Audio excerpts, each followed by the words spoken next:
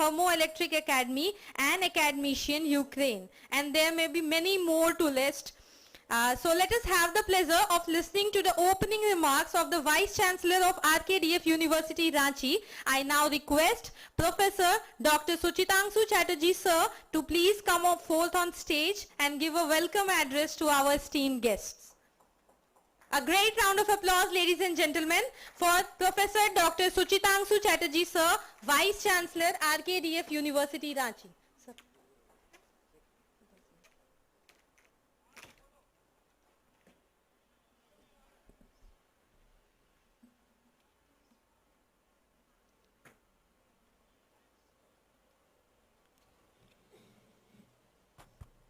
Hello.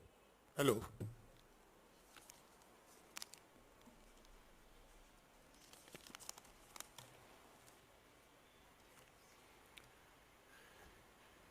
Yeah.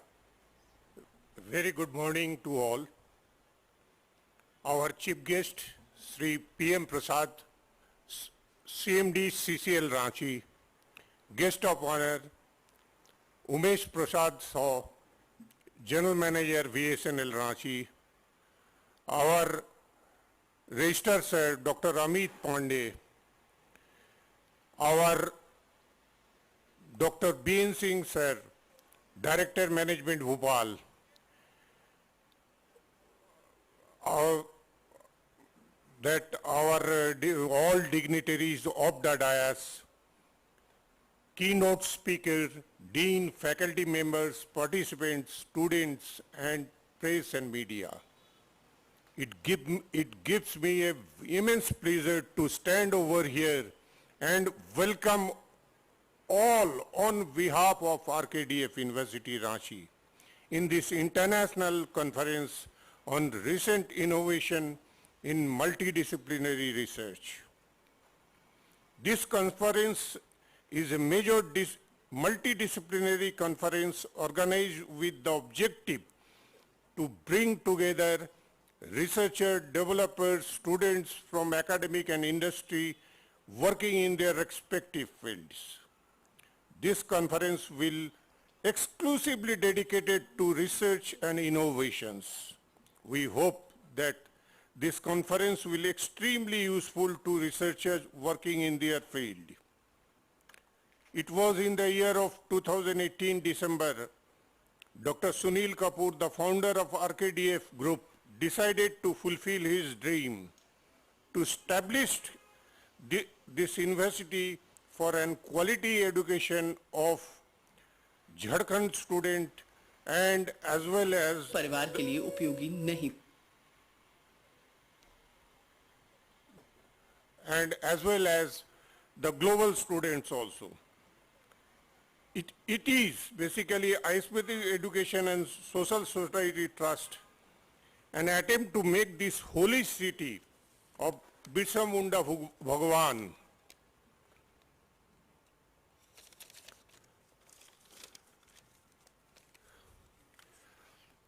The RKDF University was established in 6 December 2018 by an act of Jharkhand government registered under EGC 2F 1956. Under the guidance and leadership of our Honorable Chancellor Ma'am Dr. Sadhna Kapoor, RKDF University Ranchi started its journey with the vision of imparting quality education with the strength of 616 students in the year of 2019. Now in a short span of time in the year of 2021, we have more than 1700 students getting educated from our university.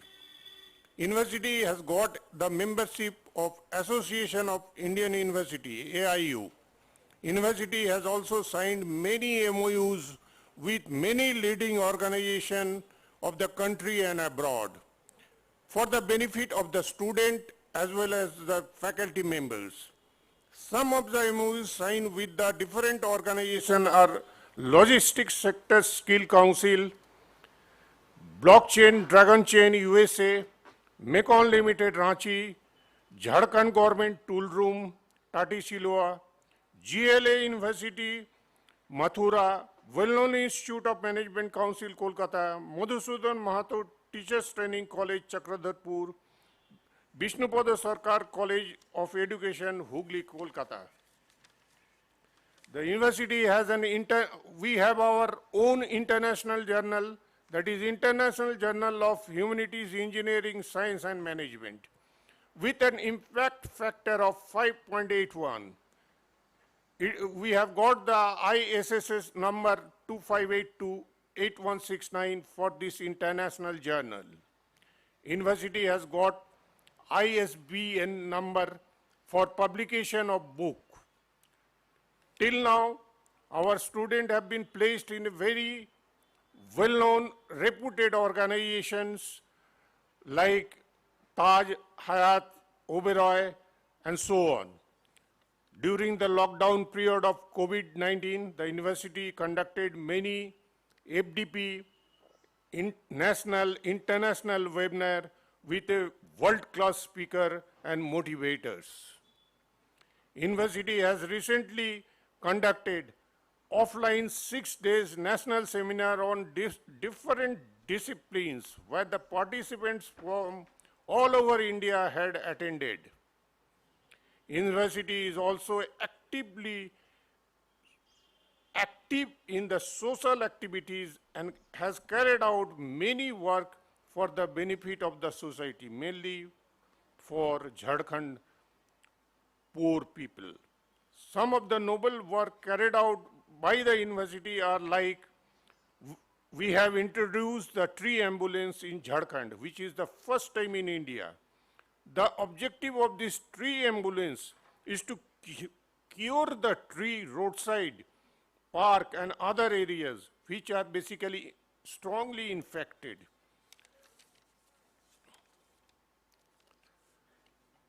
This is followed by our regular vigilance of our students and faculty members. RKDF University come forward to support many need to economically poor people at Jharkhand. We have already adopted 2 villages in Jharkhand near Khunti, that is Hesahatu and Mamahari. That is in district of Khunti. We have already adopted these 2 villages. University has distributed very needful things to the villagers, including food, blankets, and other essential items. And we have trained the villagers to run their own small business cycles with the aim to protect the environment. This year, in the month of April, we have conducted a Kumbh Mela at Haridwar, where it was basically our objective was to remove polythene from this Haridwar. For this, we have distributed 5 lakhs dona patta to pilgrims, to the tourists and the pilgrims in the Kumbh Mela. There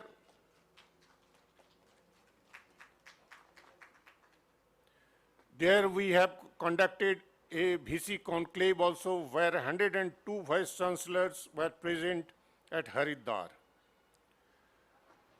So let me not forget, because this Dona Patta, this 5 lakhs Dona Patta was ordered at Jharkhand people only to provide them earning opportunity. University has distributed jute bag to ban the polythene at Haridwar. More than 400 volunteers were worked at Haridwar for this polythene mukt Kumbh Mela. University has done the social work during COVID-19 lockdown. During this COVID situation, RKDF University Ranchi has distributed food, sanitizer, mask, many more essential items to the needy people for the social responsibility as the RKDF University Ranchi thought. With this word, I would like to give a pause to my speech Once again, I welcome you all in this international conference. Thank you very much. Jai Hind. Thank you, sir. Thank you for your valuable words. Your guidance is much appreciated and very important to us. It will always be a pleasure for us to listen to you. A great round of applause, ladies and gentlemen, once again. Now, because of the pandemic situation, our keynote speakers from overseas or other countries could not physically come to our university campus. So they are attending this international conference virtually from different places across the world. So for this special event, our first keynote speaker is Professor Dr. Manu K. Vora, Chairman and President, Business Excellence, INC, USA. We rarely get this kind of an opportunity to listen to the words of great personality like Professor Dr. Manu K. Vora, but let me provide a brief introduction and let his list of accomplishments. He completed B.Tech from IIT BHU, Varanasi, MS and PhD Chemical Engineering, IIT Chicago, and finished MBA with Marketing Management, Keller GSM in Chicago. He has 46 years leadership experience guiding Fortune 500 companies and 28 years as adjunct faculty globally in operations management. He has won 5 medals from ASQ, 5 medals from philanthropy, 56 awards for outstanding professional contributions, and 35 awards for lifelong selfless community service. Professor Vora contributed at 680 educational institutions worldwide and delivered 1,180 presentations and published 70 scholarly articles, gave 2 TEDx talks in 2013 in India and USA. He has designed and delivered soft skills program to 1 million people. As president of Blind Foundations for India, 1989 to present, he raised almost $5.5 million. So let us have the privilege of listening to him. It is my honor now to invite the Honorable Professor Dr. Manu K. Vora to address us.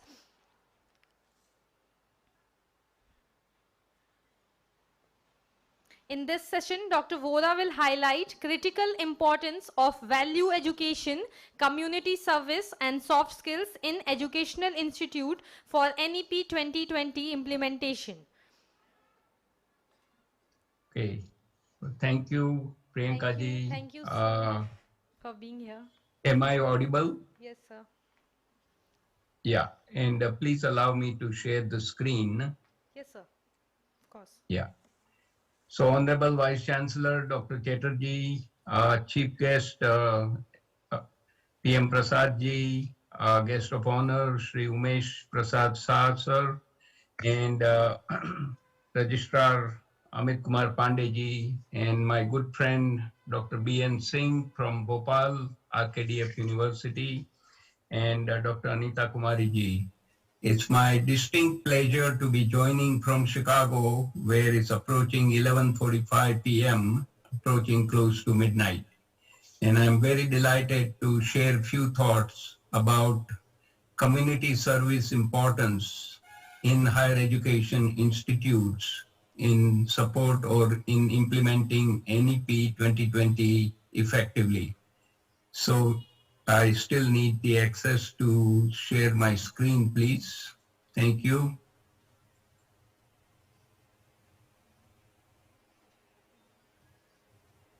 Kindly allow me to share the screen, please.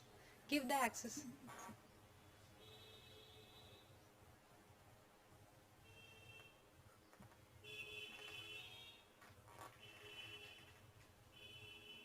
Okay, is my title slide visible? So it's not Kindly. visible yet, sir.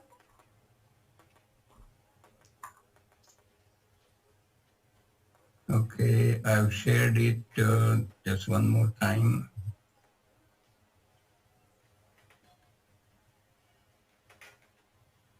Is it visible now? Yes, sir. It's visible. Okay, thank you very much. So, brief outline for my talk is I'll begin with the benefits of community service.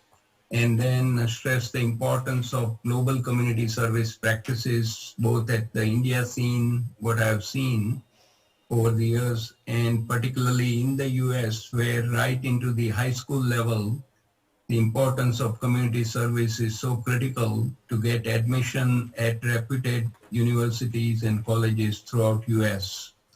And I'll briefly bring up the huge potential available in India by engaging the youth, all the students, as well as the faculty to do the community service.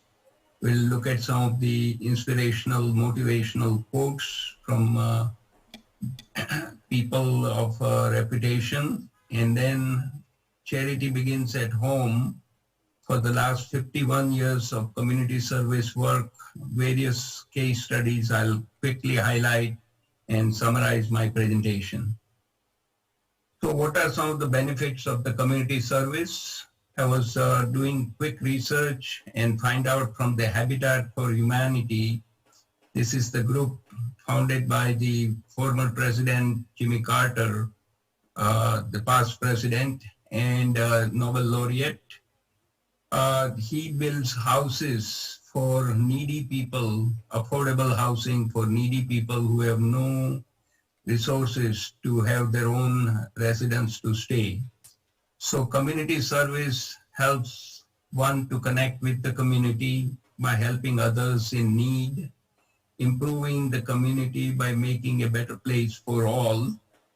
Now, as a student, if you do get engaged in the community service, it will improve your career prospects by building some experience and life skills such as communication, planning, teamwork, problem solving, task management, etc. Now, it also raises the social awareness by broadening the horizons to understand the needs of the society and the population you are trying to help surrounding your institute. And it establishes great contacts, and you build the friendship for lifelong duration. And community service helps you to improve your specific skills. Now, if students get engaged, they get the work-related knowledge, including the time management, which is so critical in today's day and time. It also increases the chances of getting a job, since the community involvement creates great references with potential employers. So the benefits are many. Now, I want to stress the global community service practices, and I was so delighted when the Vice Chancellor, Dr. Chatterjee, mentioned that you have adopted 2 villages at RKDF University in Ranchi. So congratulations for that wonderful outreach. And this kind of activity should be compulsory throughout India. So I'll be making some of those recommendations. I've taught at the Great Lake Institute of Management in Chennai, outside of Chennai near Mahabalipuram, where they've adopted 20 plus villages and all MBA students, 1 year, 2 year program. Every Sunday, they are bused to the villages. They spend half a day to work with the villagers, to work on the issues of importance to them. And this is a compulsory Karma Yoga course, mandatory requirement for graduation. Now, as I mentioned, here in the US, the high school level students for the 4 years, they do good amount of community service work, which allows them to enter into prestigious universities in US.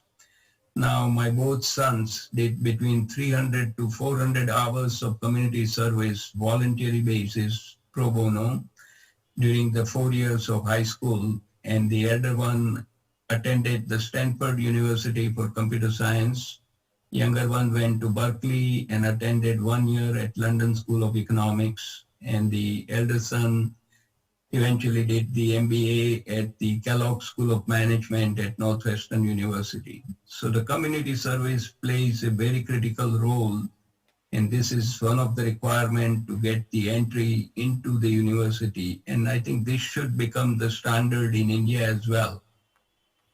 So So potential, and these are some eye-opening numbers. So if we assume that students are required to do 2 hours of community service every week over the weekend, and 8 months when the school is in and the university is in session, it will amount to 64 hours of community service per year per student. The data from Statista shows there are 250 million students. Multiply that by 64, potential of 16 billion hours of community service by students alone in the higher education institutes. And likewise, 1.26 million faculties, and we get additional 80.6 million hours. This is a huge untapped potential for nation building. And as I mentioned, both my sons did a great amount of effort to secure admission into prestigious universities here. Now, the guidance is we need to engage all students during the last 2 years in the high schools, as well as undergraduate, graduate, and postgraduate studies to do minimum 2 hours. And remember, in the olden time, when students went to Gurukul, whether you were a king or a common person, they all needed to do work into the Gurukul and serve the Guru. Likewise, they should be doing this community service and more like a Guru Dakshina to give it back to the society and make it a compulsory requirement throughout India. And as a member of the NEP 2020 Implementation Plan Committee at AICTE, I had made some of these recommendations which were received, unless only thing is the compulsory part was not accepted, but the notice was taken about the need for community service. Now the Institute can develop projects to support in the area of education, healthcare, water, sanitation, agriculture, whatever is the need of the community that needs to be addressed. And this will teach students to do how to work on a project, because throughout the life, either as an engineer or a business person, the projects are done. And in order to effectively do the project, you need to start early. And this is the great way to build up the knowledge on project management and ability to work with the adults. And this will help in nation building. So simple thing is, if we have a structure in place, which is shown here, then you can have a sustainable community service project at any higher education institute. So the guidance are appoint a faculty as a champion per institute, those who have interest, experience, and expertise, and they have the ability to get results and willing to volunteer. And then create a trio, Brahma, Vishnu, and Mahesh. So faculty, alum, and an industry experts for a given project. Determine the needs of the community surrounding the institute. Create projects in the areas we already discussed, like education, health, water, sanitation, agriculture, etc. Once the industry experts are engaged, they can bring the CSR resources to carry out the project and use the project management discipline to do quarterly review and make sure that the progress is made. And when good outcome come, recognize the team which have done outstanding community service, which will motivate others through peer pressure. Now I'll walk you through some of the inspirational quotes. Let's begin with our own Swami Vivekananda. He says, "The life is short, the vanities of the world are transient, but they alone live who live for others. The rest are more dead than alive."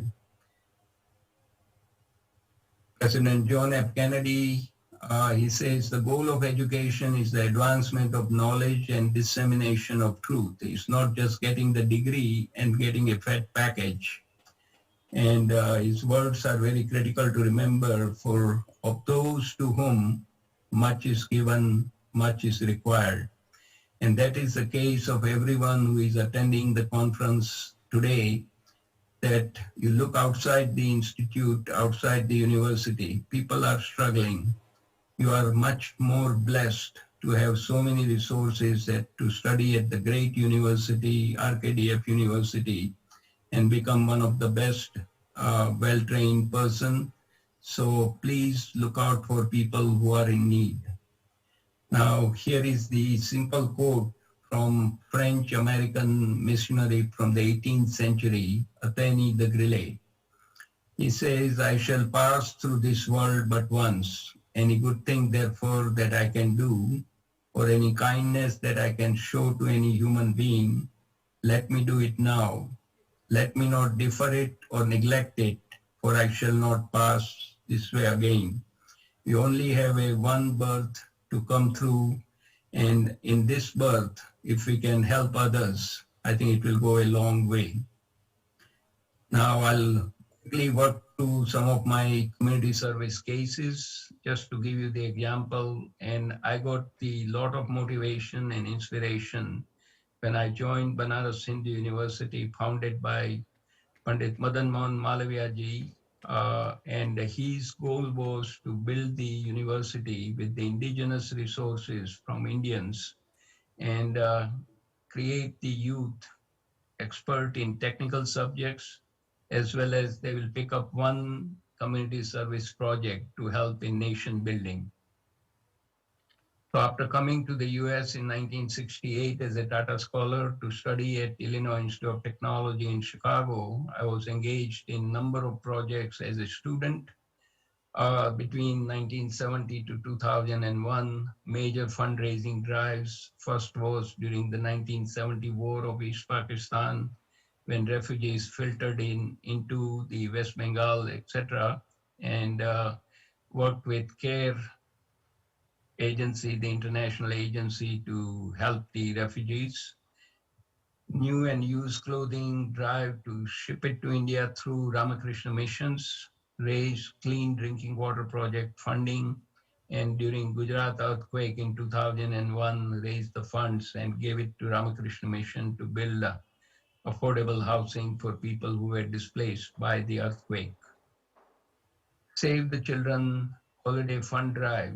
When I was working at AT&T Bell Labs for 17 and a half years, one of the best telecom company in the world at that time, where every day a patent was granted at Bell Labs, the hub of innovation, hub of research. So during 84 to 1999, chaired the annual fund drive at the location in Naperville, Illinois in USA.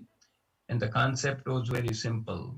At Christmas time, instead of sending the cards, the greetings card to co-workers, not to spend that money, collect that money, and work with the Save the Children Federation, which sponsored children all around the world in need. So we were sponsoring 50 children in 20 plus countries, including several of them in India. And we had a network of 100 plus volunteers throughout the 4 buildings of the location of Bell Labs. And this is one of the way the wonderful spirit of generosity by professional at one of the prestigious workplace. Not many places you find this kind of activity. Now I want to focus upon one of the most important projects I've undertaken since 1989 as a service to the society, formation of the Blind Foundation for India. Now, India so we are in the 33rd year of the dedicated service to currently serving over 2 million blinds. And mission of the foundation is to prevent and cure blindness and to provide education and rehabilitation to permanently blind people in India. Here are the staggering statistics. Over 15 million blind individuals in India, which accounts for 1/3 of the blind population. Every year, 2.3 million develop cataract due to age-related issue. Most of them sitting in the villages, their cataracts are not removed. And 2 million blind children, only 5% have any chance of education, because once a child is blind, parents do not spend any resource on them.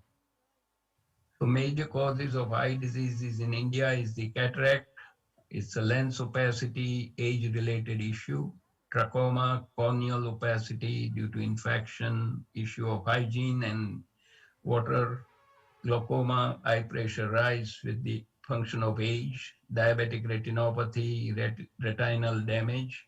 And this is one of the ticking time bomb in India, where diabetes is rampant. And if it is not controlled, one can lose eyesight.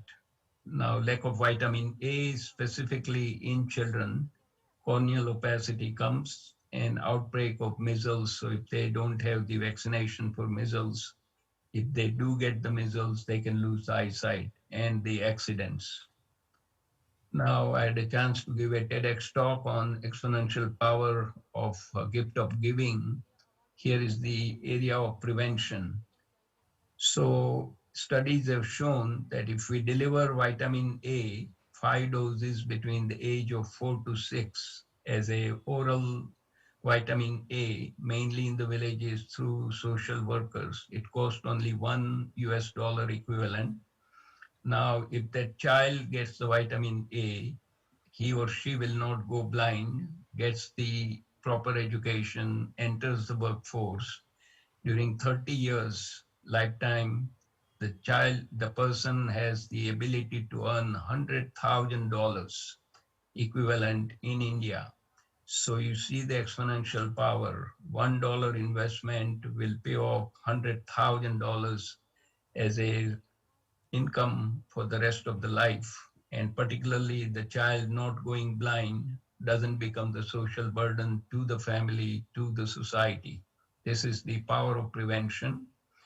And here it is in Gujarat, city of Shihor, eye doctor is checking the students for the vitamin A deficiency. Now, at the other end, when adults who have the cataract, particularly in the villages, and if those cataracts are not removed, they are sitting needlessly as a blind person, and they are not useful either to themselves or to the family, and they are becoming burden. So in India, with the volunteer help, it costs only $20 equivalent to remove the cataract. Here we pay in the US $4,000 for every cataract. So it's a multiplier of 200. Not only is just the money, but once the cataract is removed, the elderly person can take care of themselves, look after the children and grandchildren, and be useful in the society and do not become the burden. It takes only 10 minutes to remove the cataract with a simple surgery, and then overnight stay, next day post-op checkup, and patient are sent back to their home. Here we have given 136 mobile vans to various medical partners throughout India. And we are delighted that we are working with the Ramakrishna Mission in Ranchi over the years to give them funds for doing the cataract operations. Ramakrishna Mission in Varanasi, where we had given 2 buses, one, the really big bus, which went around to about 80 kilometers away from the city of Varanasi, and examination table on both sides, one for men, one for women, and dispensing the medication needed, etc. Now here you see the results before and after. On the left side, the girl has a squint. With a simple corrective surgery, the squint is removed and the outlook for the life changes. So here are some results and the impact for our foundation. Over the years, we have raised now over $5 million, 230,000 free cataract operations throughout India. 1 million adults and 1 million children got their eyesight checked. 10,000 braille kits given to blind children to study with the sighted kids, and 136 mobile vans donated in 19 states of India. And we have done with rotary matching 15 major projects, going from 1 to 3 match up to $500,000, $5 lakh. We have a very simple board of directors, 6 people, and we all used to work at one time at the AT&T Bell Labs. We have received lots of accolades, the letter of appreciation from President Barack Obama, Senior Bush, Junior Bush, and President Clinton, and 2 photographs I have shown, bottom right, Vice President Krishan Kant, who happened to be the chemical engineer batch of 1948 from BHU, which is now IIT BHU, and the picture in the middle, Sri Bhairon Singh Shekhawat, at the residence 1 hour each with the help of Dr. Rajendra Vyas, shown with the stick. He was himself a blind person in the dark glasses. Received the Best Community Award in the city of Chicago, and also 2 Paul Harris Fellow Medal from the Rotary International Foundation. I was very much honored to receive the NRI of the Year Award in Mumbai by the ICICI Bank and Times Now on 11th of July 2018. And there is one more way all of you can help. I'm sure you shop at Amazon. If you use Amazon Smile, it will donate 0.5%, 0.5% of your purchases directly to BFI with no impact to you. So you can use Amazon Smile and select Blind Foundation for India, which is already registered.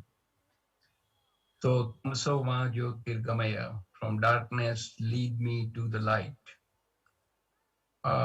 My wife is a medical doctor from the KM Hospital and St. GS Medical College in Mumbai. And we started a foundation, and I was serving as the honorary executive director with my experience with the fundraising. We raised over $250,000, $250,000 to support the hospital and the medical school, donated 2 YAG lasers, state-of-the-art medical equipments and technical know-how to benefit the alma mater for my wife. And the second major project, Free Gyandan, starting in 2013, so approaching more than 8 years now on soft skills program. So let me show you a very beautiful quote from the founder of Banaras Hindu University, Pandit Madan Mohan Malviya ji. He says, I have no desire for kingdom, no desire for heaven, no desire for moksha. The only desire I have is to mitigate the sorrow of the living beings who are ridden with sorrow. I want to shine light into the darkness before people's eyes. In other words, his sole purpose and the goal in life towards his later years was to create a world-class university and educate the youth so that they can be useful in building and rebuilding India after Britishers leave. So here is one of the important things we need to keep in mind, importance of soft skills. So if we look at all the latest surveys, more than 90% of the executives who are hiring, they are clamoring for more soft skill compared to hard or technical skills. The last bullet says the ability to work in a team for a new graduate is most desirable over problem solving or analytical or technical skills. Now, it's unfortunate that in India, we have brilliant students, but they all focus on hard or technical skills. And the curriculums do not have much focus on soft skills at all. And I'm talking about leadership, decision-making, time management, teamwork, problem solving, project management, etc., which are the life skill which must be given to them while they are at the university and colleges so that they have the foundation, and based on that they do well at the university, they get the good placement and able to progress well in their careers. So this is the need of the day. And national education policy, one of the components I had recommended was inclusion of soft skill as a part of the curriculum. So if at RKDF University, if we are not including soft skills in the curriculum, I would Sincerely request Honorable Vice Chancellor to look into it.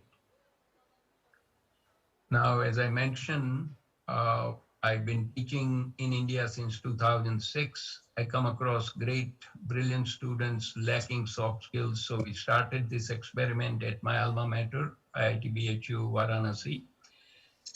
12 sessions, 6 shown in blue as the soft skills, leadership, teamwork, time management, meeting management, decision making, and project management. And 6 item in the quality management, which is my area of concentration, risk, talent management, voice of customer, operational excellence, supply chain, and sustainable change. Using Google Hangout between 2014 through 2016, we completed this series and then took it to about 100 colleges and universities throughout India. And using the Google Hangout, recording was made on YouTube and we made it public. And the link is shown where the entire project is listed at American Society for Quality. In the 3 years window, we reached out to 6,75,000 people. And now during the pandemic, I have been very honored to deliver 200 webinars in the last 20 months, almost 10 webinars a month, and reaching out to 1 million people since 2013. Here is a snippet of things we have done. Biggest thing was BSNL, the India's largest telecom company. And of course, we have the honor to have the guest of honor from BSNL. They sent 16 batches to my campus, IIT for a 1-week residential program. And I was happy to deliver 3 hours a day, 15 hours on talent management, etc. Here is the power of technology at the Gandhinagar BISEC studio. Commissioner of Education, State of Gujarat, gave me 45 minutes to talk on effective time management. And it was attended via satellite by 500,000 students and the faculty. And the link is shown here. We were recognized with the DL Shah Quality Award. I'll be finishing in a few more minutes. DL Shah Quality Award for technology used to deliver the soft skill program throughout India by the Quality Council of India at the 11th National Quality Conclave in 2016. And future directions for skilling model. I've done some work with the brand new university in Egypt, and their leadership, communication, research method, quality method, community service, entrepreneurship, and soft skills to be studied along with the core subjects, and study the theory, have the project done in the teams, and they are graded specially, and create a report card. And that report card, students can take it when they graduate to the prospective employer. And if they master their soft skill, they already mastered their destiny. So to sum it up, the Giving Back Impact, over $12 million raised, free Gyandan project, 10 lakhs, 1 million people have been benefited. And for free Chakshudan, 2 million, 20 lakh people, including children and adults, have got the free eyesight checkups. So let us light a lamp of knowledge to eliminate the darkness of ignorance. And in general, when we listen to some presentation, we should be able to write down 2 key takeaways, what you are getting out of it, which will allow you to reflect upon it and hopefully take some specific action as you go forward. So with that, I'm concluding my presentation. And once again, my special thanks for inviting me to be part of this prestigious program and a wonderful international conference. So with that, I'm going to rest now. Thank you so much.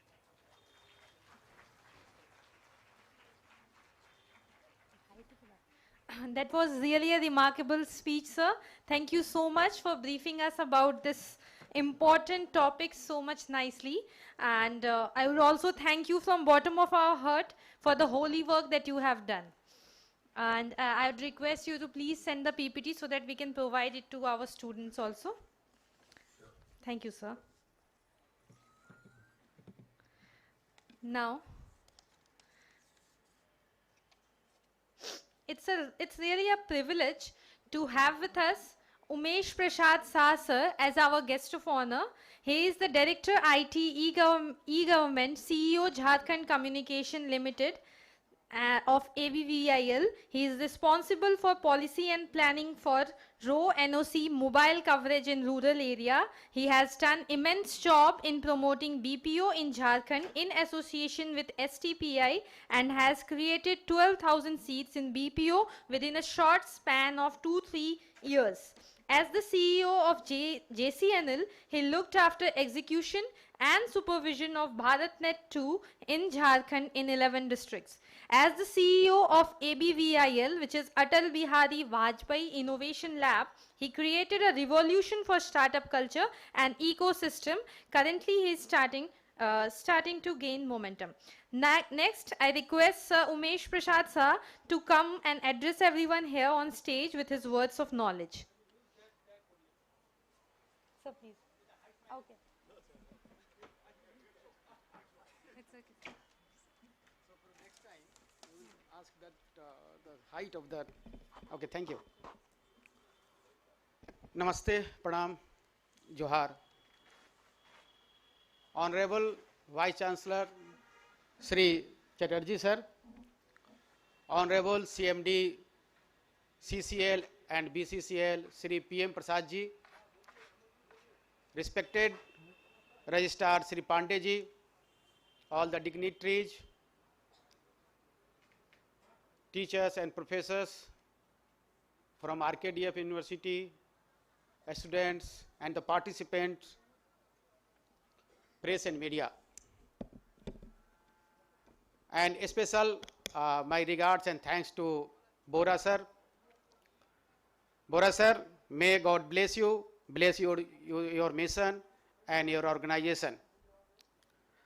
Very soon, 3 Deva, Brahma, Vishnu, Mahesh, RKDF, CCL and BSNL will use their specialties to serve the villages in Jharkhand. I hope so. There is a proverb that the frog in the well, nothing of the mighty soul, nothing know about the mighty soul. What if you go through the theme of the today's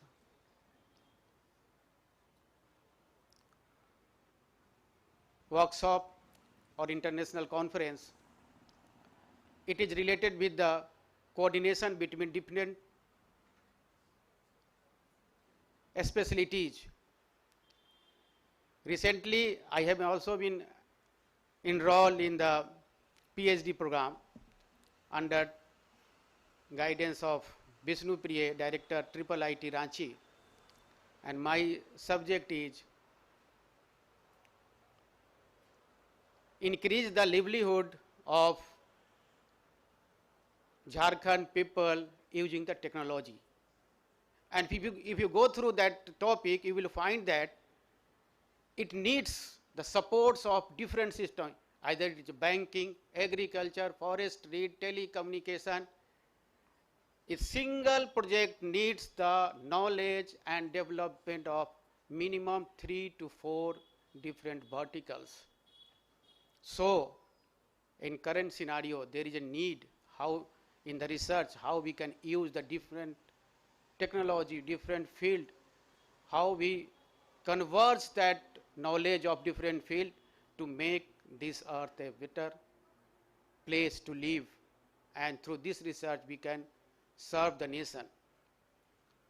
Today, I would like to give one example. If you go through the one, there is a one startup. It is called Your Story. If you go through that, every story, you will learn that every successful startup, they have learned from the society only. I will request all the faculties, students present here to learn from the problems around their institute, society, and research on them. Being a CEO of Jharkhand Innovation Lab, earlier its name was Jharkhand Innovation Lab, its name has been changed, now it is Atal Bihari Vajpayee Innovation Lab. I worked a lot, and I know there are 2 startups, and one has recently sold this startup at the total, he earned around 38 crore. He is working in the field of insurance in the rural people.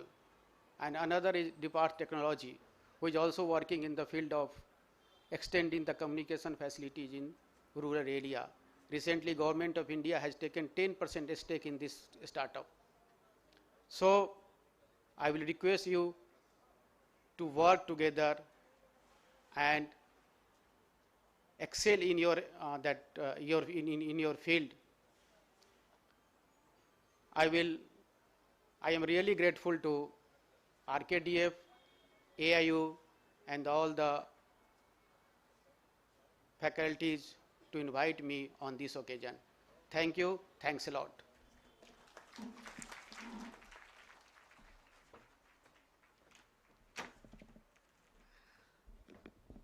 Once again, thank you so much, sir, for your words of expertise.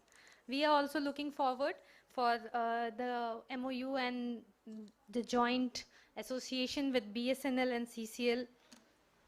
Okay, so next, I feel privileged to have such a distinguished chief guest, Sri PM Prasad, among us. Once again, I may be permitted to give a brief introduction about his accomplishments, academic attainments, and his chosen field. Sri PM Prasad started his professional career by joining CIL in August 1984 after graduating in Bachelor of Engineering Mining from Osmania University. He performed his duties at Western Coalfields Limited and Mahanadi Coalfields Limited in various capacities. Sri Prasad acquired MTech in open cast mining from Indian School of Mines, Dhanbad.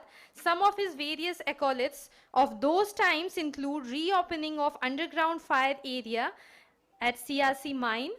For his outstanding job, he was awarded meritorious certificates as Best Mines Manager from Secretary to Government of India. In March 2010, he was responsible for successful opening and operation of Kaniha Open Cast Coal Project, and in May 2015, he joined NTPC as Executive Director Coal Mining and credited with expanding the process of award of MDB projects and awarded Prakri Barwadi Coal Block, NTPC's first project. In February 2018, Sri Prasad again joined CIL as Director and PNP NNCL and shouldered the responsibility and also held the additional responsibility of additional charge of Director Tech of WCL in 2018. Further, with a very long list of his great achievements, which would take a long time to state, I would like to invite our chief guest to please come forth on stage and embellish this event with valuable words from his expertise. A great round of applause, ladies and gentlemen, for our chief guest, Sri PM Prasad, sir. Thank you, madam. Good morning to all. Respected Vice Chancellor, Dr. S. Chatterjee, sir. Respected Director, Registrar, Dr. Pandeji, my friend from BSNL, respected Umesh Prasad, sir, GM BSNL, or Dr. B.N. Singh, Director, Management, RKDF Group of Institutions, Bhopal. A warm good morning to all, to the faculty members, students, participants, and all the speakers who are attending this 2 days conference. And today we have heard a very good speaker, Dr. Manu Vora, regarding community service and how to give back to the society and the present media present. This 2 days international conference being the first undertaken by this RKDF University Ranchi branch. The last 27 years, the RKDF group of institutions, as I came to know just now, has developed into 6 universities and almost 160 institutions, starting from Bhopal, from an engineering college, a massive growth in the educational sector. And I think this institute in Jharkhand, basically in Ranchi, and for students of Jharkhand, it will give a very good platform to excel in their future career prospects. I thank the organizing committee in inviting me here, and the role of innovation in the future years and this multidisciplinary approach, as already GMBSNL has told, to excel in any branch. Now, no single core branch can take the entire load. It is a group of 3 to 4 branches, multidisciplinary or transdisciplinary things. All the 4 disciplines or 3 disciplines put together is excelling. You can see the remote controlled operations being carried in brain surgeries. Initially, it is the medicine that is playing the role. Along with medicine, robotics and this artificial intelligence all together is doing the surgeries. A doctor sitting at a far distant place is doing the surgeries, telemedicines. In different fields, the role of technology is evolving. Even now, in the fast moving, this technological era, we have to evolve, adapt, invent, reinvent in order to stay, in order to meet the challenges. You see, the Nokia group of company has vanished from its core business. Even in business, there should be continuous updatement and advancements. Otherwise, no business can last for 2 to 3 decades. If you want to stay in a longer perspective, recently I heard from Reliance Industries also, in a phase of 2 to 3 decades, they are going out of petrochemicals. They will be coming in a different arena in order to be among the top 1 or 2 companies in India or in the top 10, 20 companies in the world. Even in the Fortune 500 also, they are continuously updating their advancements, whether it is technological, human skills, soft skills. In every area of development, you have to focus. My only thing to the students, my only mantra is go for with dedication and hard work, and you should acquire soft skills. As you heard that lecture of Manu Voraji, it is not only curriculum, how to be in group discussions. The institute has already taken a new initiative in conducting this international conference. You will have an exposure with the different speakers in these 2 days. And last month I heard from the VC Sahab that you had already a national seminar with different exposure level. I am sure that the students from this RKDF University from Ranchi will excel in the coming years and will make a better career prospects. I once again thank the organizers in inviting me and to be present amongst you. Thank you. Thank you once again. A great round of applause, ladies and gentlemen. Thank you so much, sir. Thank you for this valuable words of knowledge and full of insights. It will be a great pleasure for us to listen to you again in our future events. Now, I'd request our volunteers to please be present here. And I'd request our Vice Chancellor, sir, Dr. Suchitangsu Chatterjee, sir, to felicitate our chief guest, Sri P.M. Prasad, sir, with a token of love. A great round of applause, ladies and gentlemen, for Sri P.M. Prasad, sir, Chairman cum Managing Director of BCCL and CCL Ranchi.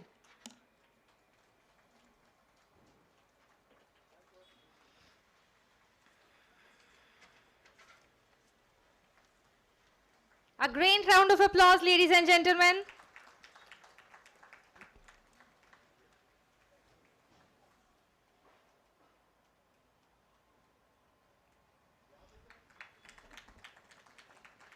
Next, thank you so much, sir. Next, I would request Dr. Amit Kumar Pandey, sir, to felicitate our guest of honor, Sri Umesh Prasad Shah, sir, with a token of love. A great round of applause, ladies and gentlemen.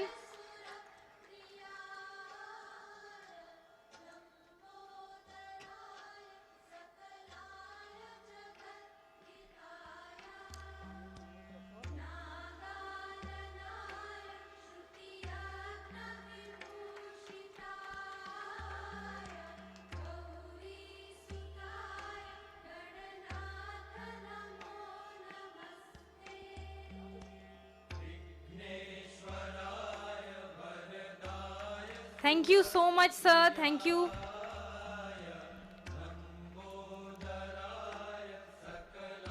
Before we proceed any further, let's take a short tea break. We will resume. There will not be a much tea break just because we are a bit short of time. Yes. Okay, sir. Okay. Now our guest of honor, Shri Umesh Prasad sir wants to give a tribute, give a book to our Vice Chancellor, sir. So let's a huge round of applause, ladies and gentlemen, for the book.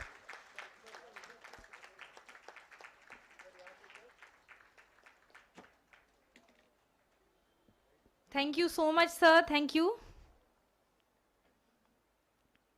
Okay, so it's a time for a short tea break. We'll resume it, and we will resume within 5 to 10 minutes. And I'd request all the participants to please be here only. Don't go anywhere. Just because we'll resume our session shortly. Just because we have a bit late, we are a bit late in the event.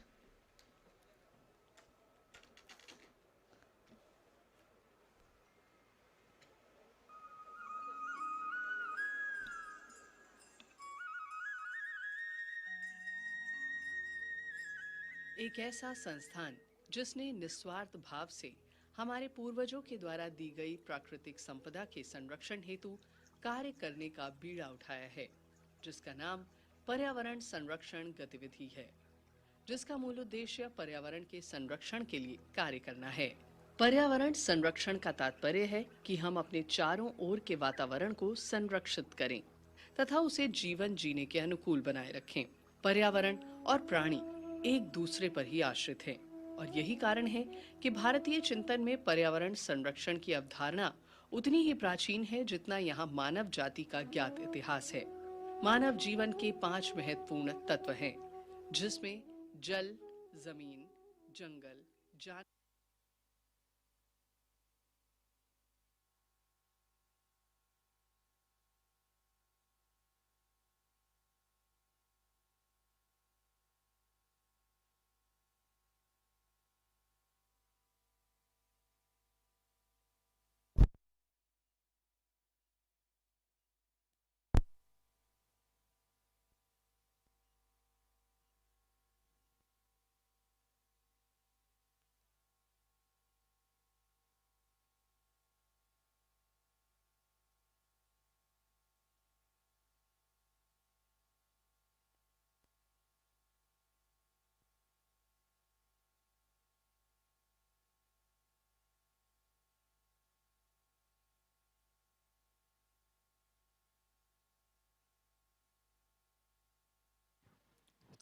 Hello, hello, hello,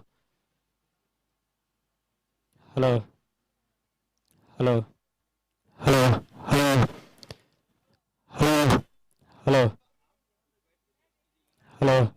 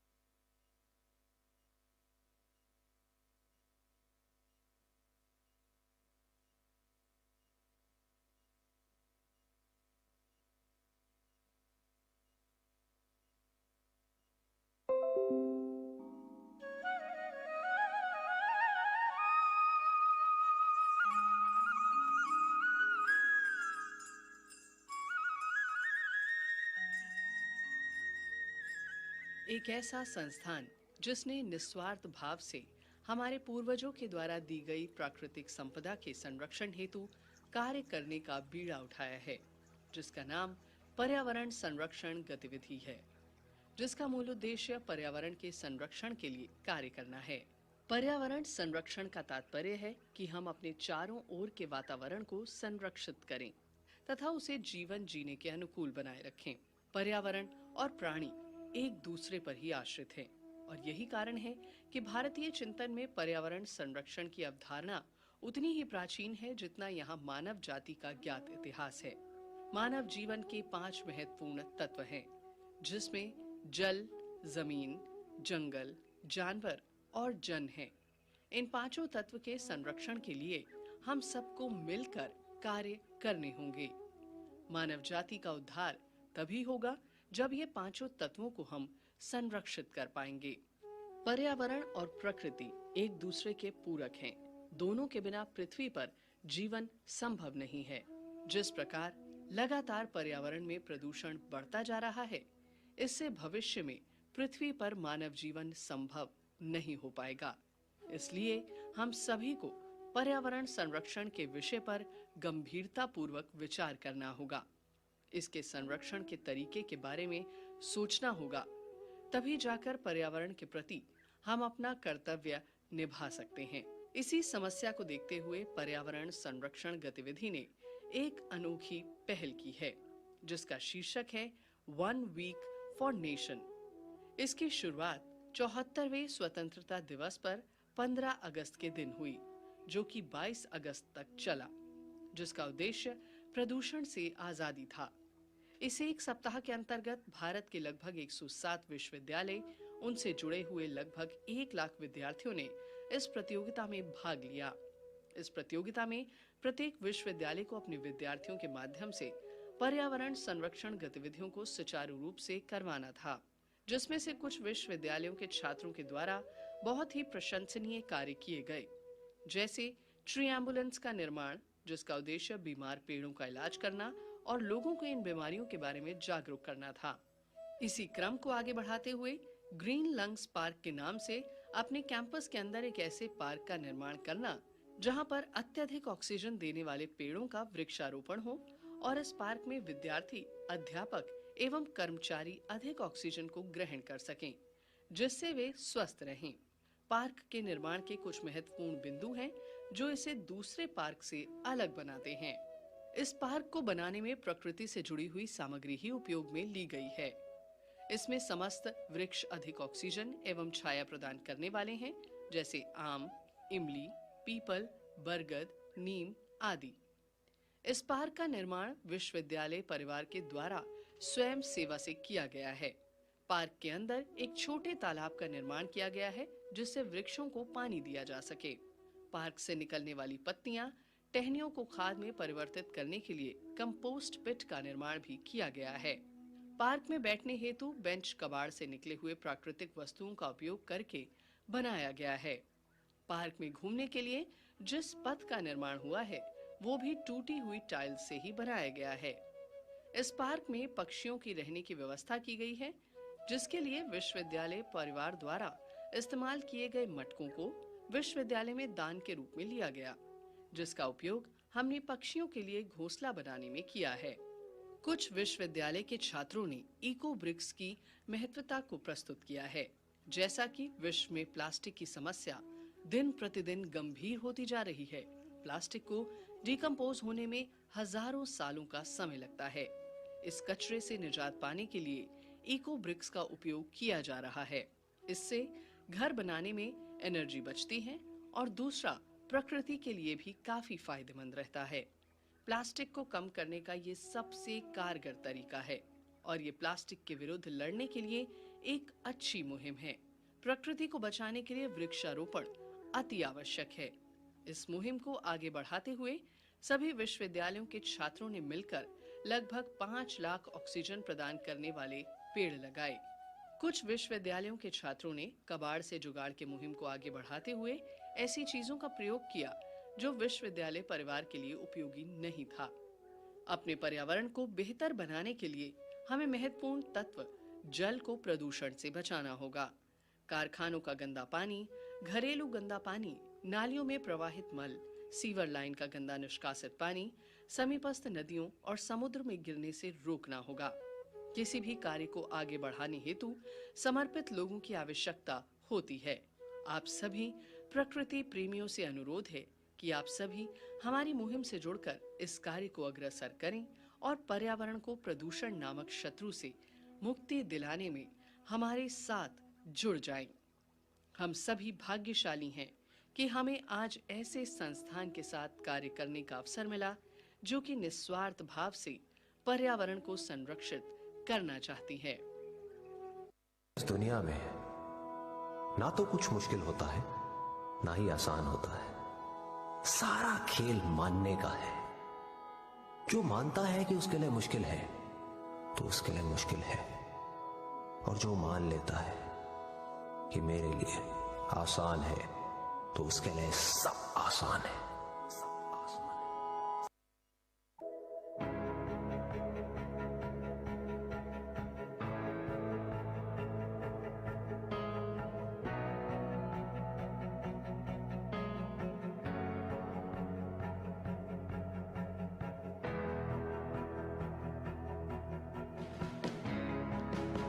Now I would request everyone to please kindly take your seats.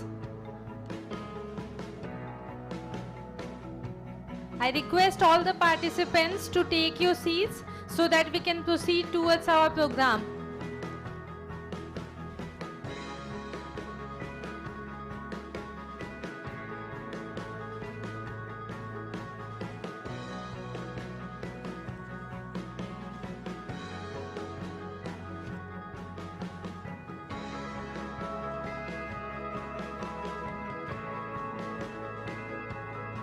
Everyone, please take your seats.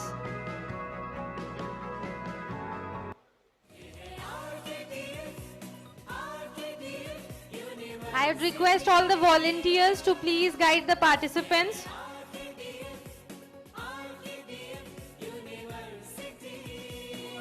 RKDF University Ranchi is a premier teaching and research institution located in the heart of Ranchi city. Associate Professor and Head of the Department of Hotel Management at RKDF University, Ranchi. The Department of Hotel Management at RKDF University, Ranchi provides 3-year full-time BBA degree in Hotel Management after 10+2 in any stream with a minimum of 45% aggregate marks. The students are exposed to the core subjects of hospitality like front office, housekeeping, food production, bakery and confectionery, and food and beverage service.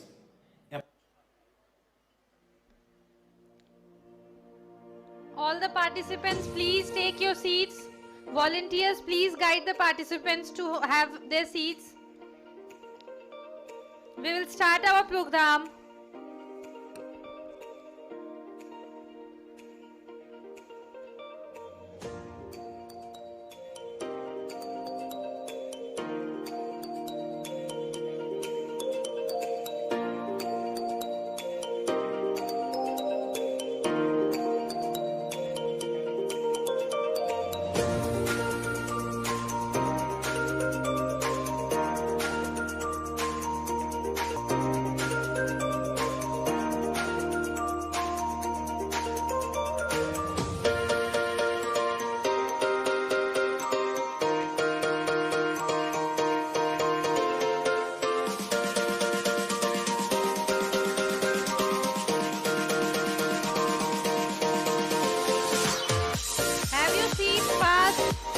Have your seats.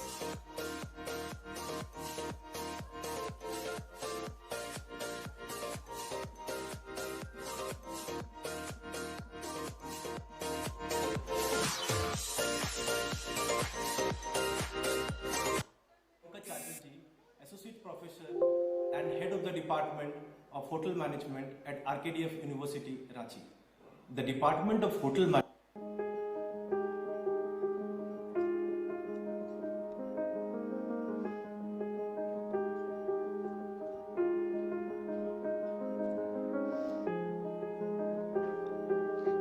we will proceed towards our program. Please, participants, please be at your seats. I would request everyone to please be at your seats.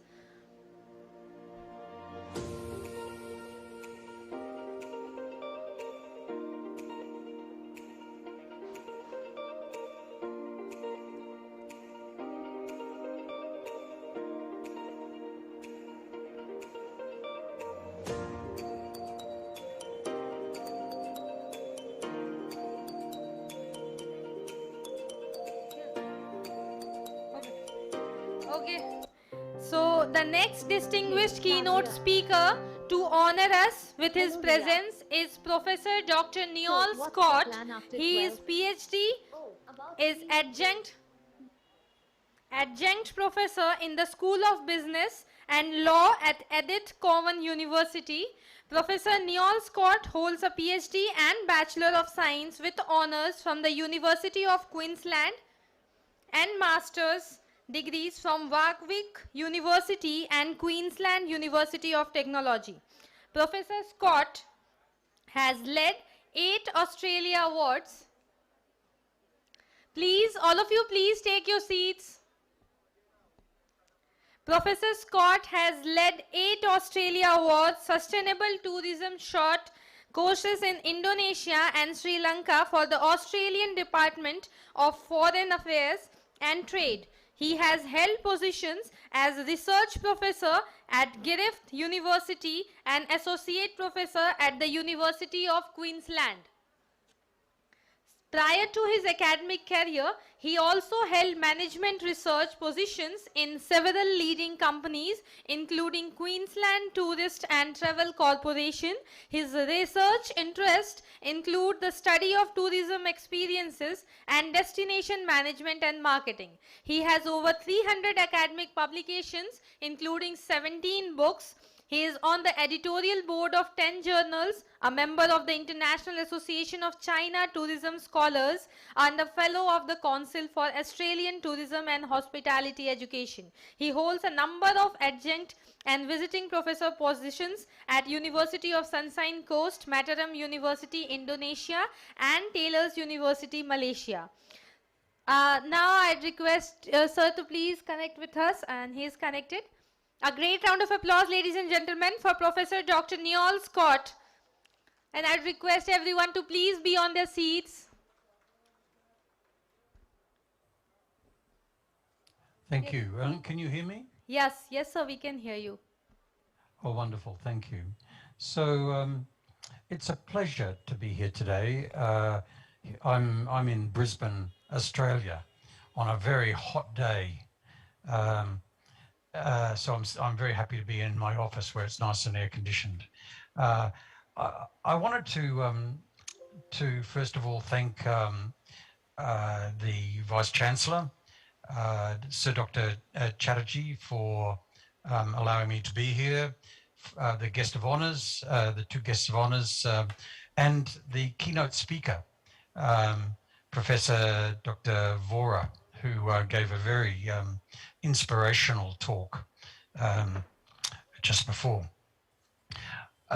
What I want to talk about is inspired by the topic of this conference. It's about innovation in multidisciplinary research. So I wanted to talk to you a little bit about some ideas which relate to multidisciplinary study.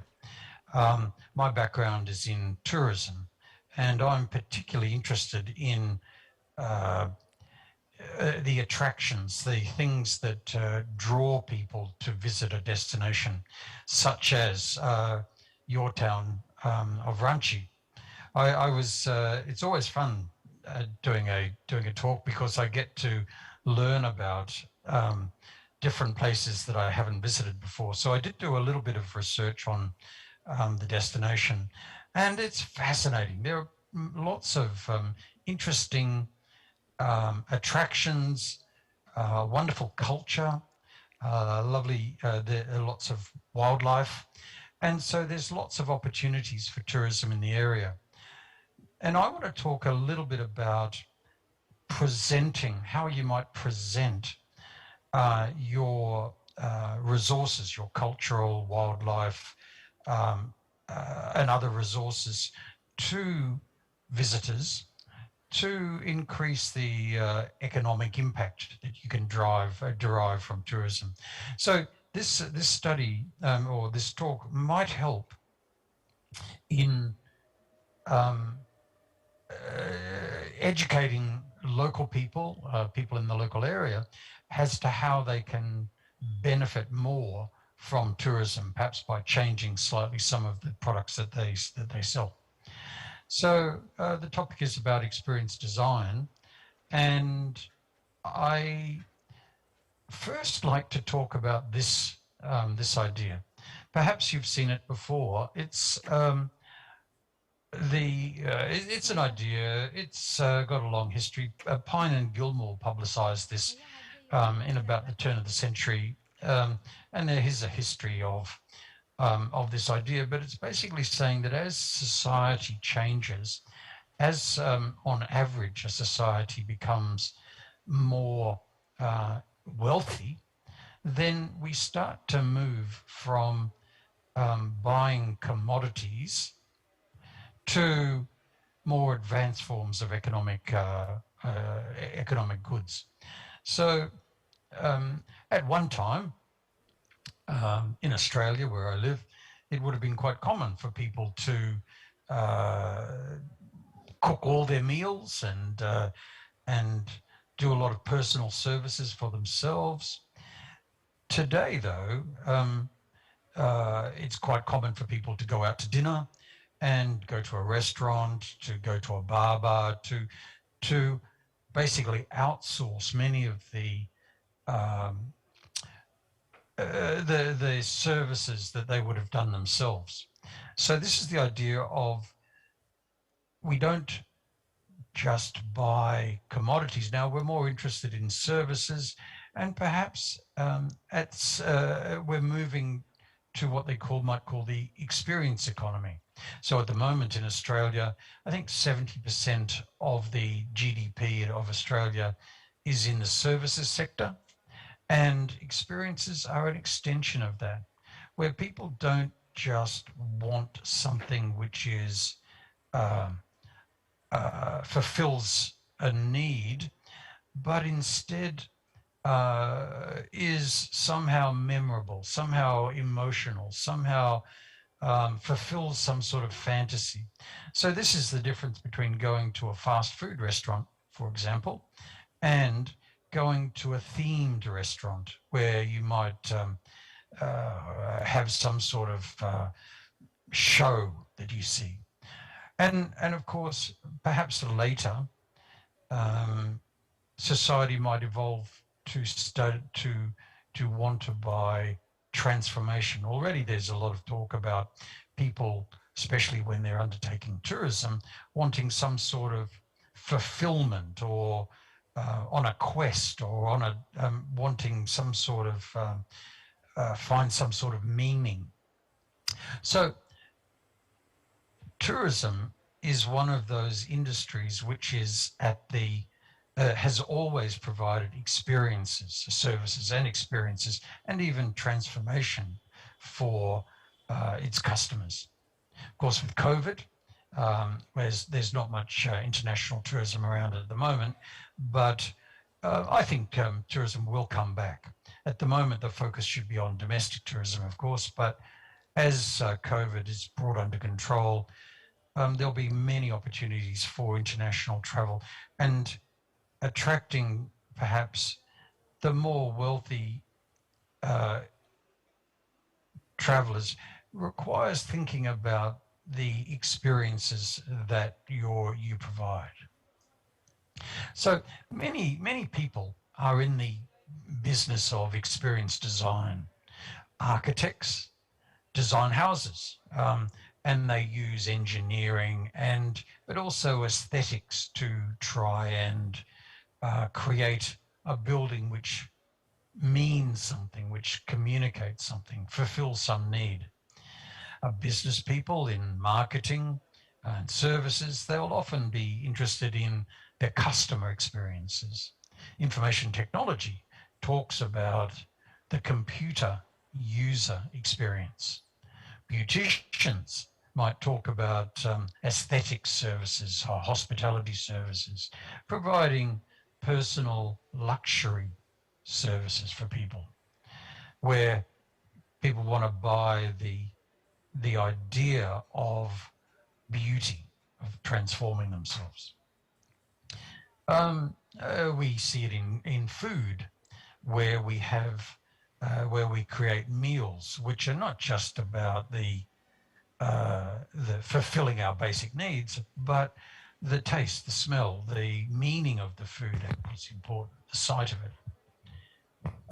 In tourism, we talk about memorable experiences, but of course in fashion, we might be talking about the aesthetics of clothing and how that can help to create be designed to create some sort of experience. So this idea of designing experience is a common thing across multiple application areas.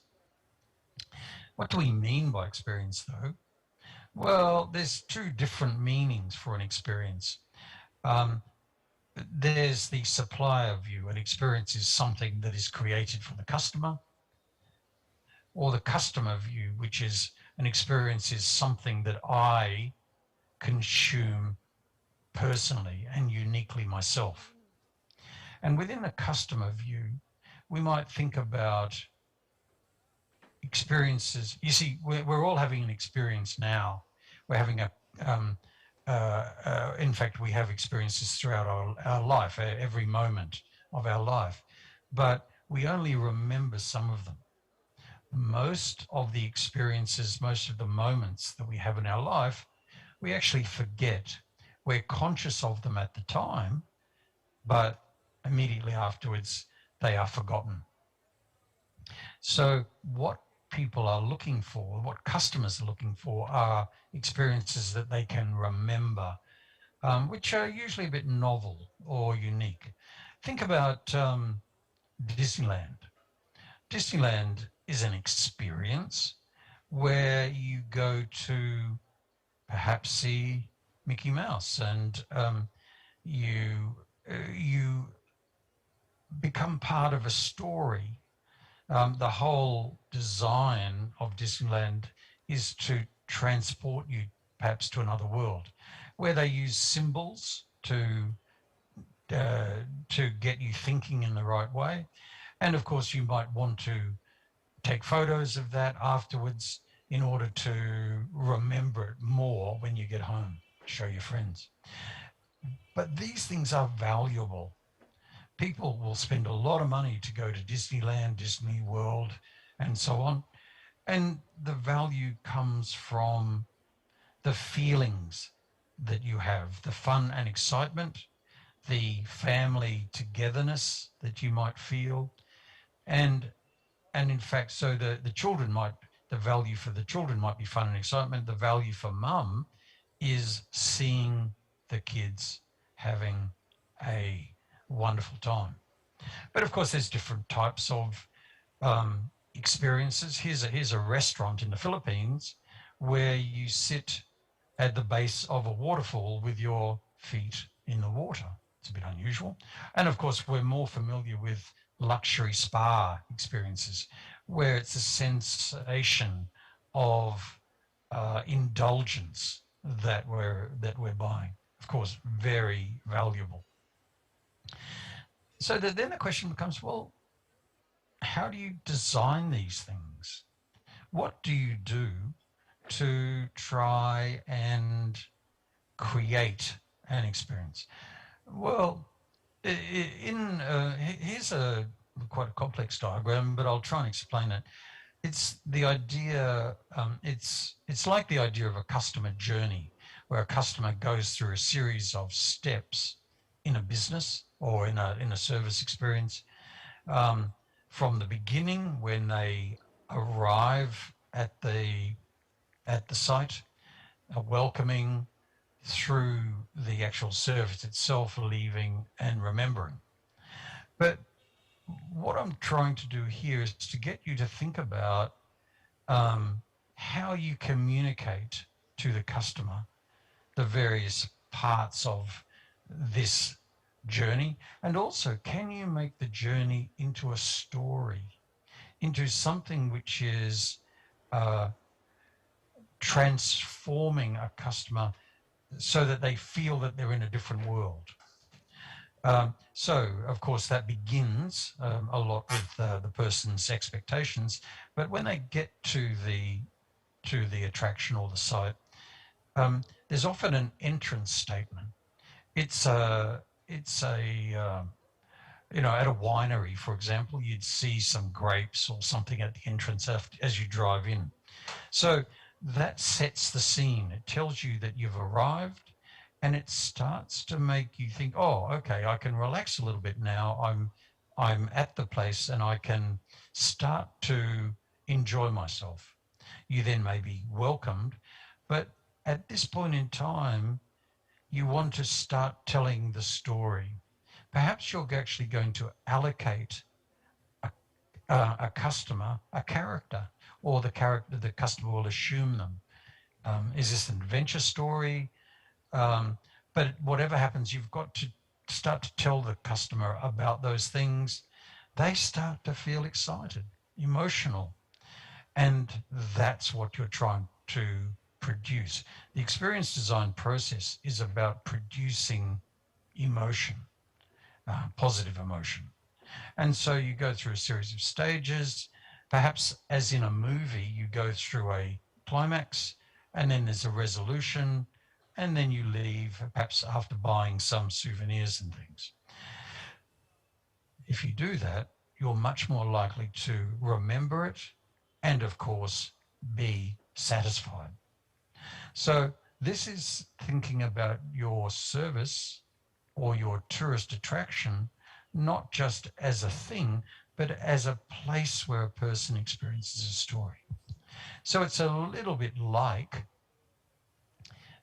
what Steven Spielberg does. He designs his movie to have a series of scenes, and each one has its purpose in the overall story. The story usually has a theme. Well, it usually has an introduction, some sort of confrontation, or and then a resolution. So there's characters in the stories, and these stories, the characters may be the hero. They may have an adventure. It may be a romantic story. But what I want you to do is think about providing tourists with a story, with allowing them to become part of the experience. And you can do that through perhaps designing it through a series of storyboards where each part of the story, like a cartoon, each picture tells part of the story. So there are lots of wonderful stories and resources that you have. So here's a photo of some people, the tribal people dancing. Wonderful. So, but how can you include the customer in this service or in this story? And what's the story that you're trying to tell? Is it just visually displaying the culture? Well, that's good, but it might be good to maybe tell stories about the life of these people, or how the life of these people are relevant to the customer. There are many different types of experiences. And to me, when I look at the online and see the images and things about the region, it's wonderful. It looks exotic. It looks unusual. It makes me feel as if it's, I would go and have some sort of adventure, excitement. I'd learn stories. I would engage with local people, feel emotion, and learn about the culture. So all the ingredients are there. just when I was looking online, I was trying to work out how it was being communicated to me. So you can think about a place just like a film. It's a narrative. It's a story. It's a book that you open and dive into. But you use symbols. Perhaps it's a romantic movie, so you see hearts. Perhaps, but you've got to really understand what the customer wants out of it, and they want more than just seeing things. They want to experience culture and history and heritage. So you can, and the interesting thing is you can take the same place and tell different stories. So if you have a natural, maybe a wilderness park, it could be a place where you feel calm and peaceful, which provides the benefit of restoration. Or it could be a natural place which is an adventure and therefore leads to some sort of development of your identity. Perhaps it's a place where you're providing wellness. But whatever you're doing, think about the end. What is the benefit, the ultimate benefit for the customer? Is it restoration, relaxation? Is it part of being demonstrating or enhancing your identity? There could be many reasons. So you can, as I was saying, you can create different stories from the same place. So you can have two customers and lead them through two different stories. Perhaps one story might be it's an adventure. Another one might be it's a family time. So you emphasize stories, you provide symbols which communicate those stories. You design the servicescape, or the experience-scape as they call it, to communicate that. You direct people's attention to various parts of the place, and you maybe use techniques such as co-creation rather than just allowing a person to see something. So co-creation, you can do this in many ways. Here's a father and son co-creating or learning how to plant or cultivate rice.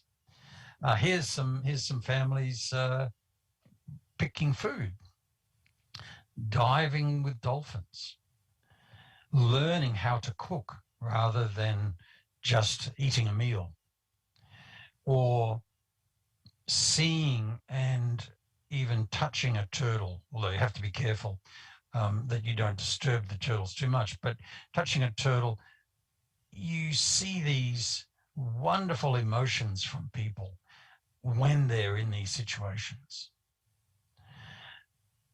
You can create a story, you can create an emotion by using symbols such as the love heart, arrows. Oh, there's lots of different ways that you can communicate to people.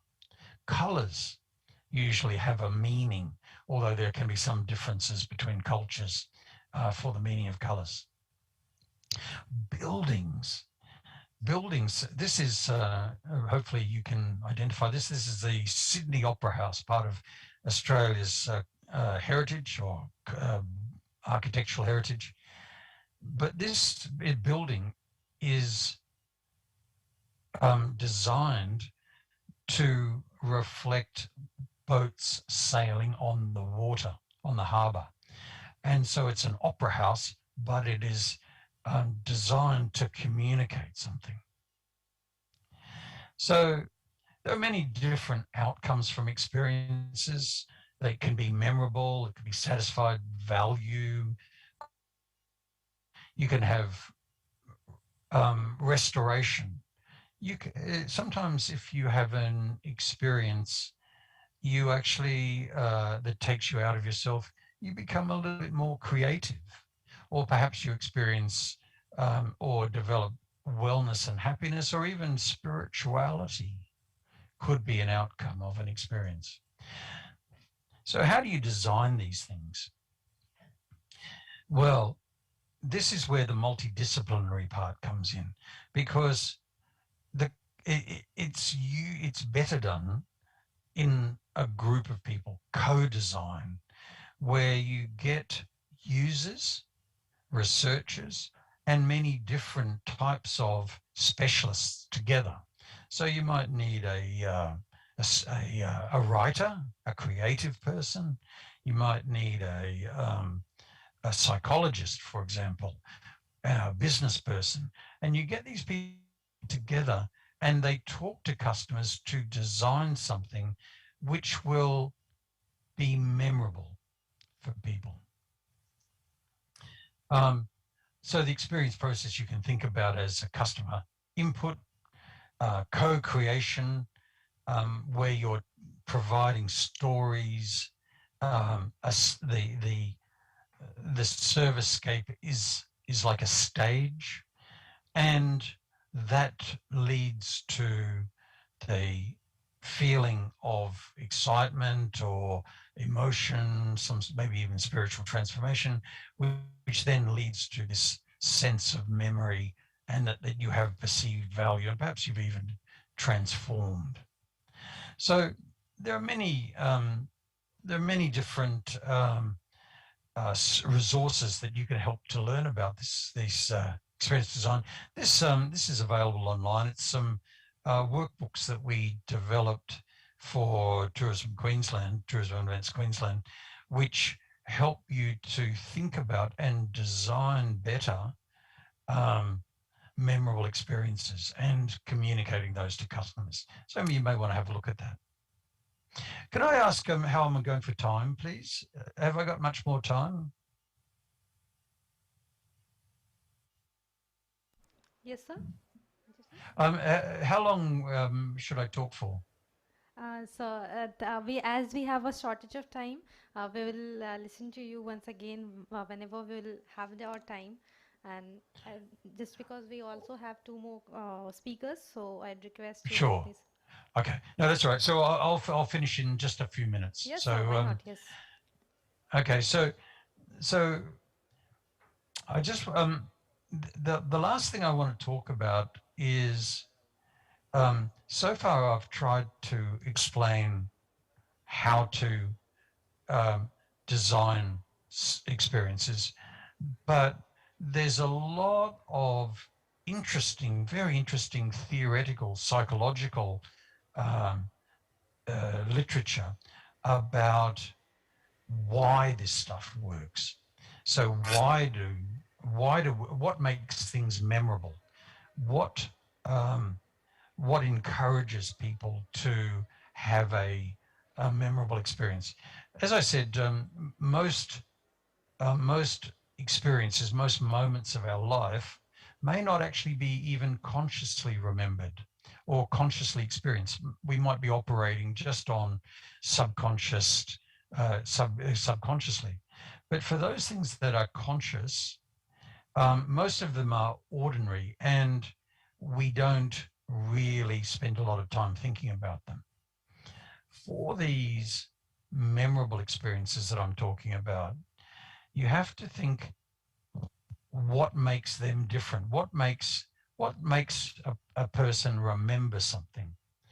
And the things that allow a person to remember something are things like highly unusual things which are meaningful to them, things which arouse them and excite them, things which create emotion, which then leads to memory and perhaps value changes. So what I'd encourage you to think about is how you can create extraordinary experiences using novelty, co-creation, and especially creating emotion. All right, I'll leave you now. So thank you very much for that, and I'll pass back to the moderator. Thank you very much, sir, for sharing your deep knowledge about Thank you very much, sir, for sharing your deep knowledge about experience design with us. Your session was full of valuable knowledge. It was a privilege to listen to you, sir. I would request you to please, in future, after the pandemic, to visit our campus. Please, sir.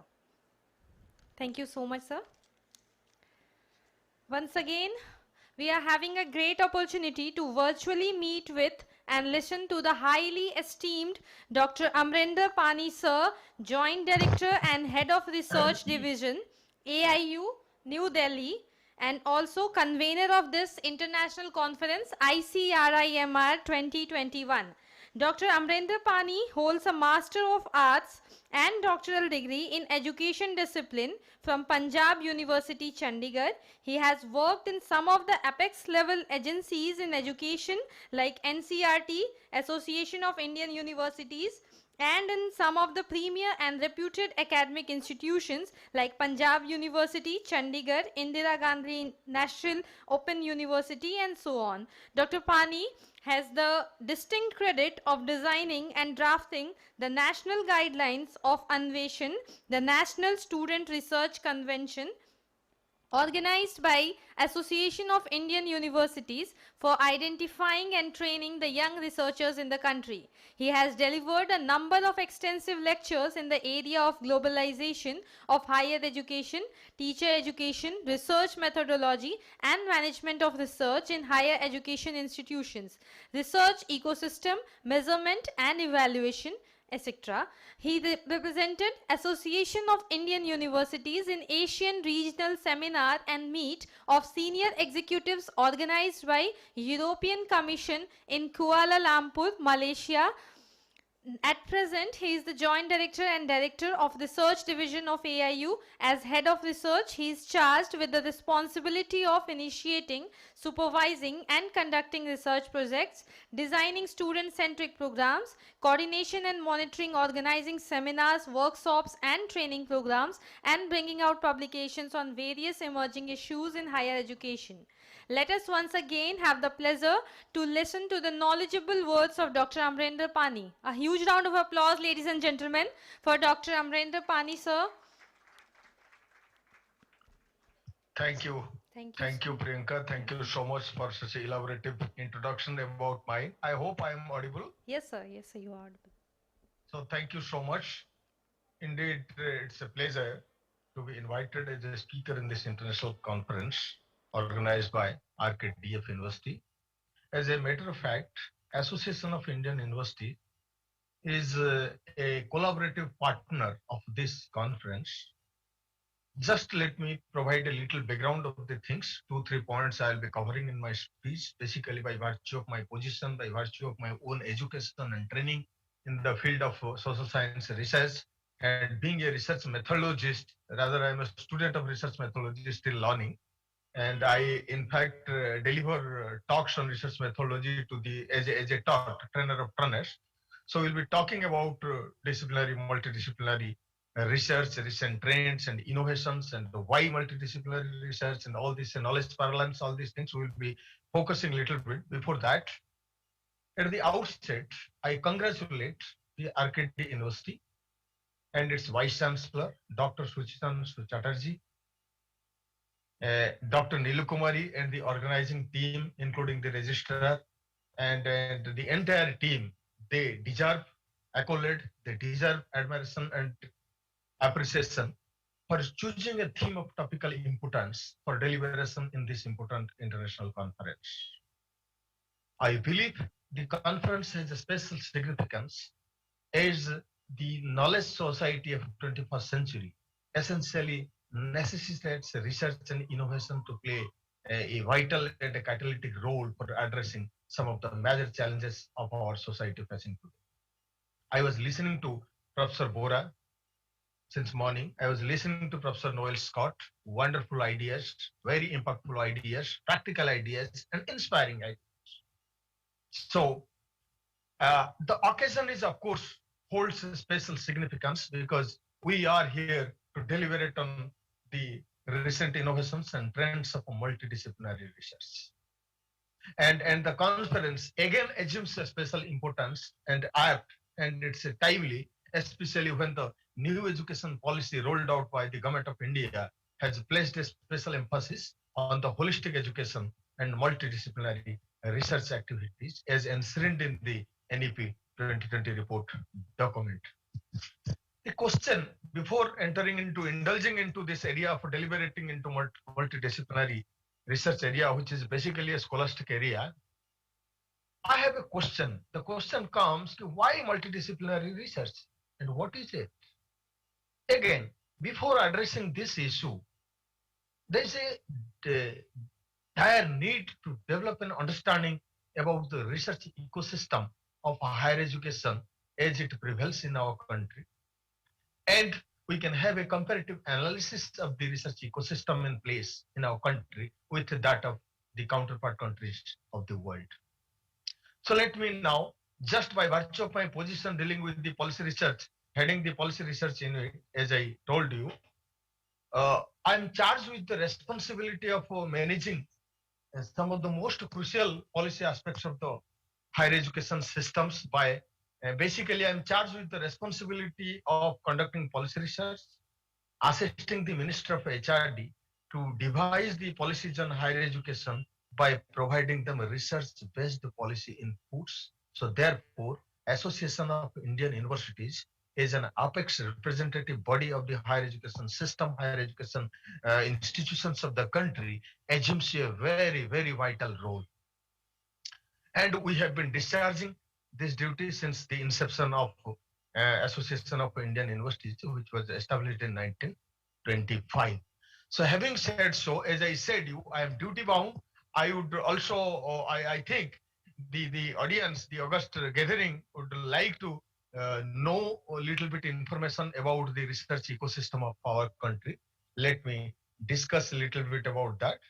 If you look back, the All India Statistics in Higher Education report, ISA report of 1920, you will find there are 1043 universities which is officially documented.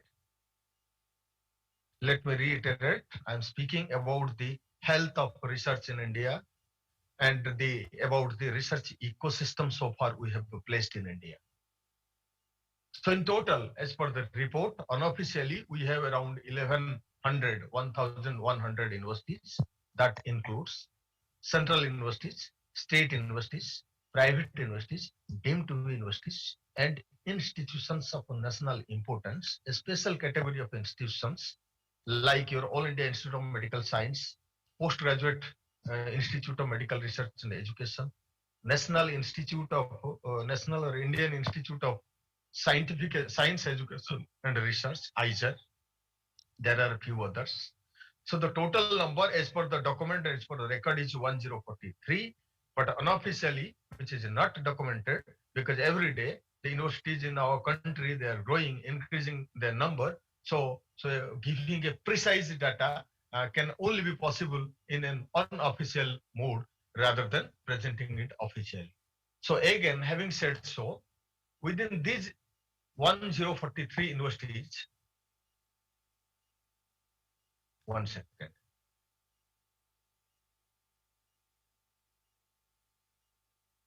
Let's first look back how the modern universities in the world they work. Then we will integrate this aspect with Indian university, Indian research ecosystem, higher education research ecosystem. But as I said, we have 1043 universities. Approximately 30,000 PhDs are submitted to Indian universities in total. If you look at the Sodhaganga, the repository, electronic digital repository of theses so far, you will find that approximately 30,000 to 35,000 PhDs are being submitted in Indian universities in every year. Out of which 60% PhDs research work are in social science and humanities subjects, and 40% only in science, engineering, and other subjects.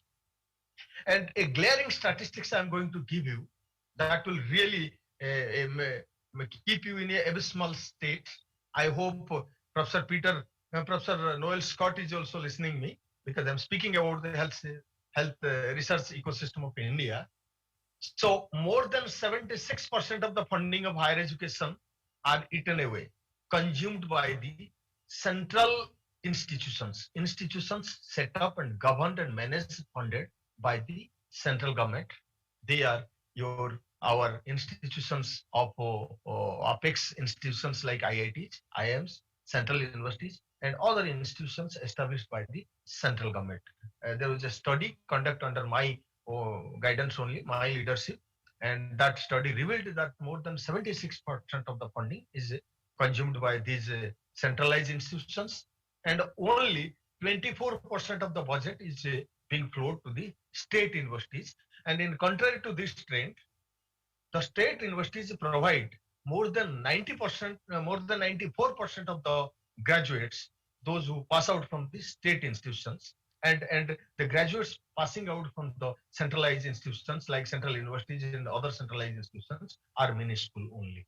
So this is a contradiction that indicates the research ecosystem of our country is really struggling with the resource, funding, and financial issues, and the institutions, laboratories are not adequately staffed, not adequately resourced, not adequately provided with a good infrastructure support.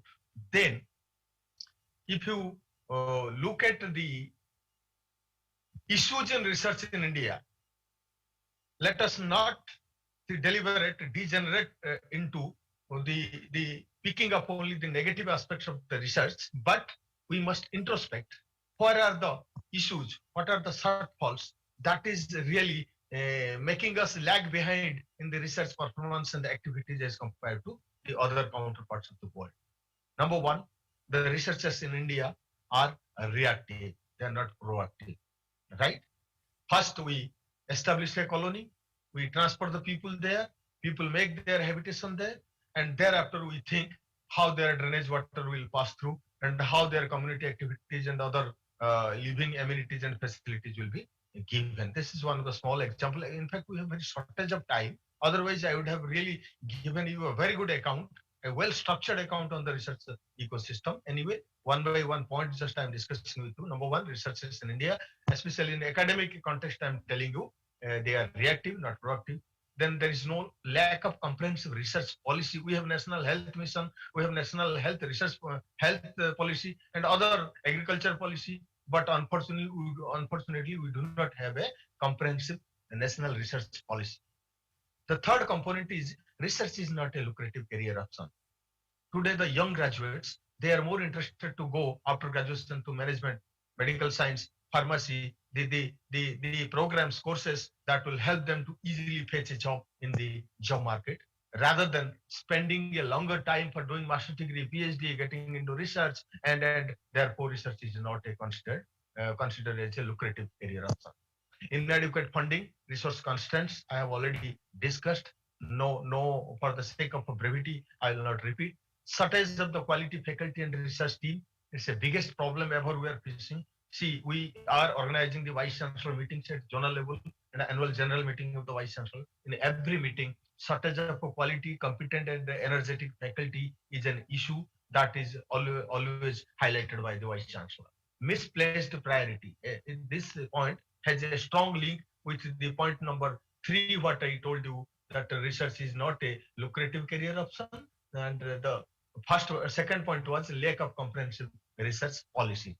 So misplaced priority, casual approach of researcher and institutions.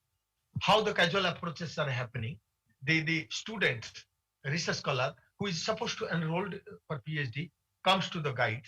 The guide dictates him the area where he is working, and without giving any slightest consideration that the student has a different choice and different interest. And if the student goes to the area of researching in which he has specific interest, then definitely he will do well. This aspect is shadowed by the guides and their actions and their thinking process. They always attach the students in the area where they are working. So therefore, ultimately, the student develops a proposal, right? Comes to the guide, And if the area is aligned with the guide but not with the interest, not aligned with the interest of the student, then ultimately with the tacit concurrence of the guide supervisor, a PhD is given and the degree is received, but without making any solid contribution to either to the existing repository of knowledge, nor adding to the solution, finding some solution to the some of the live societal problems we are encountering today. So therefore, research has stooped down to be only a degree earning mechanism. We need to get out of this concept, then only our research will improve. Absence of congenial environment, overburden of teachers burnout, stress, and commercialization.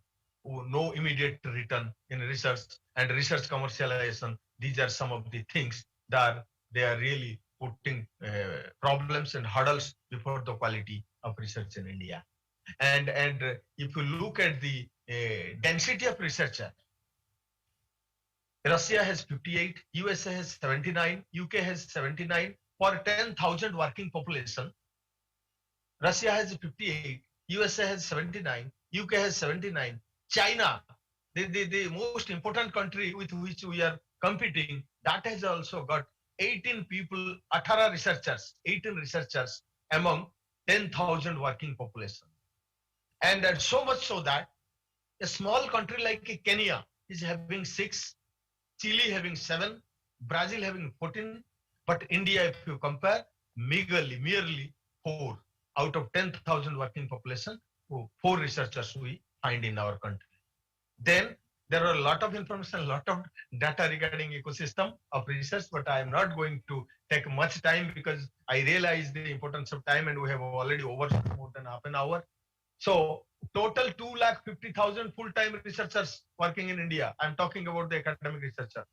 250,000, out of which women researchers are only 14%. If you take into account the domestic and foreign patents filed, 17 per 1 million population in India, whereas South Korea has 4,451, Japan has 3,714, and China has 541. India invests only 3 to 4% of its R&D budget in academic research. I don't want to put you on the mass debris of data and information and statistics. Now, let me just tell you one thing.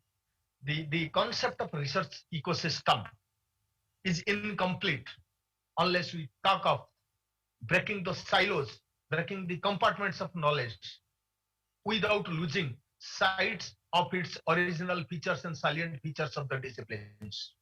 The sentence I told, it has a very deeper meaning.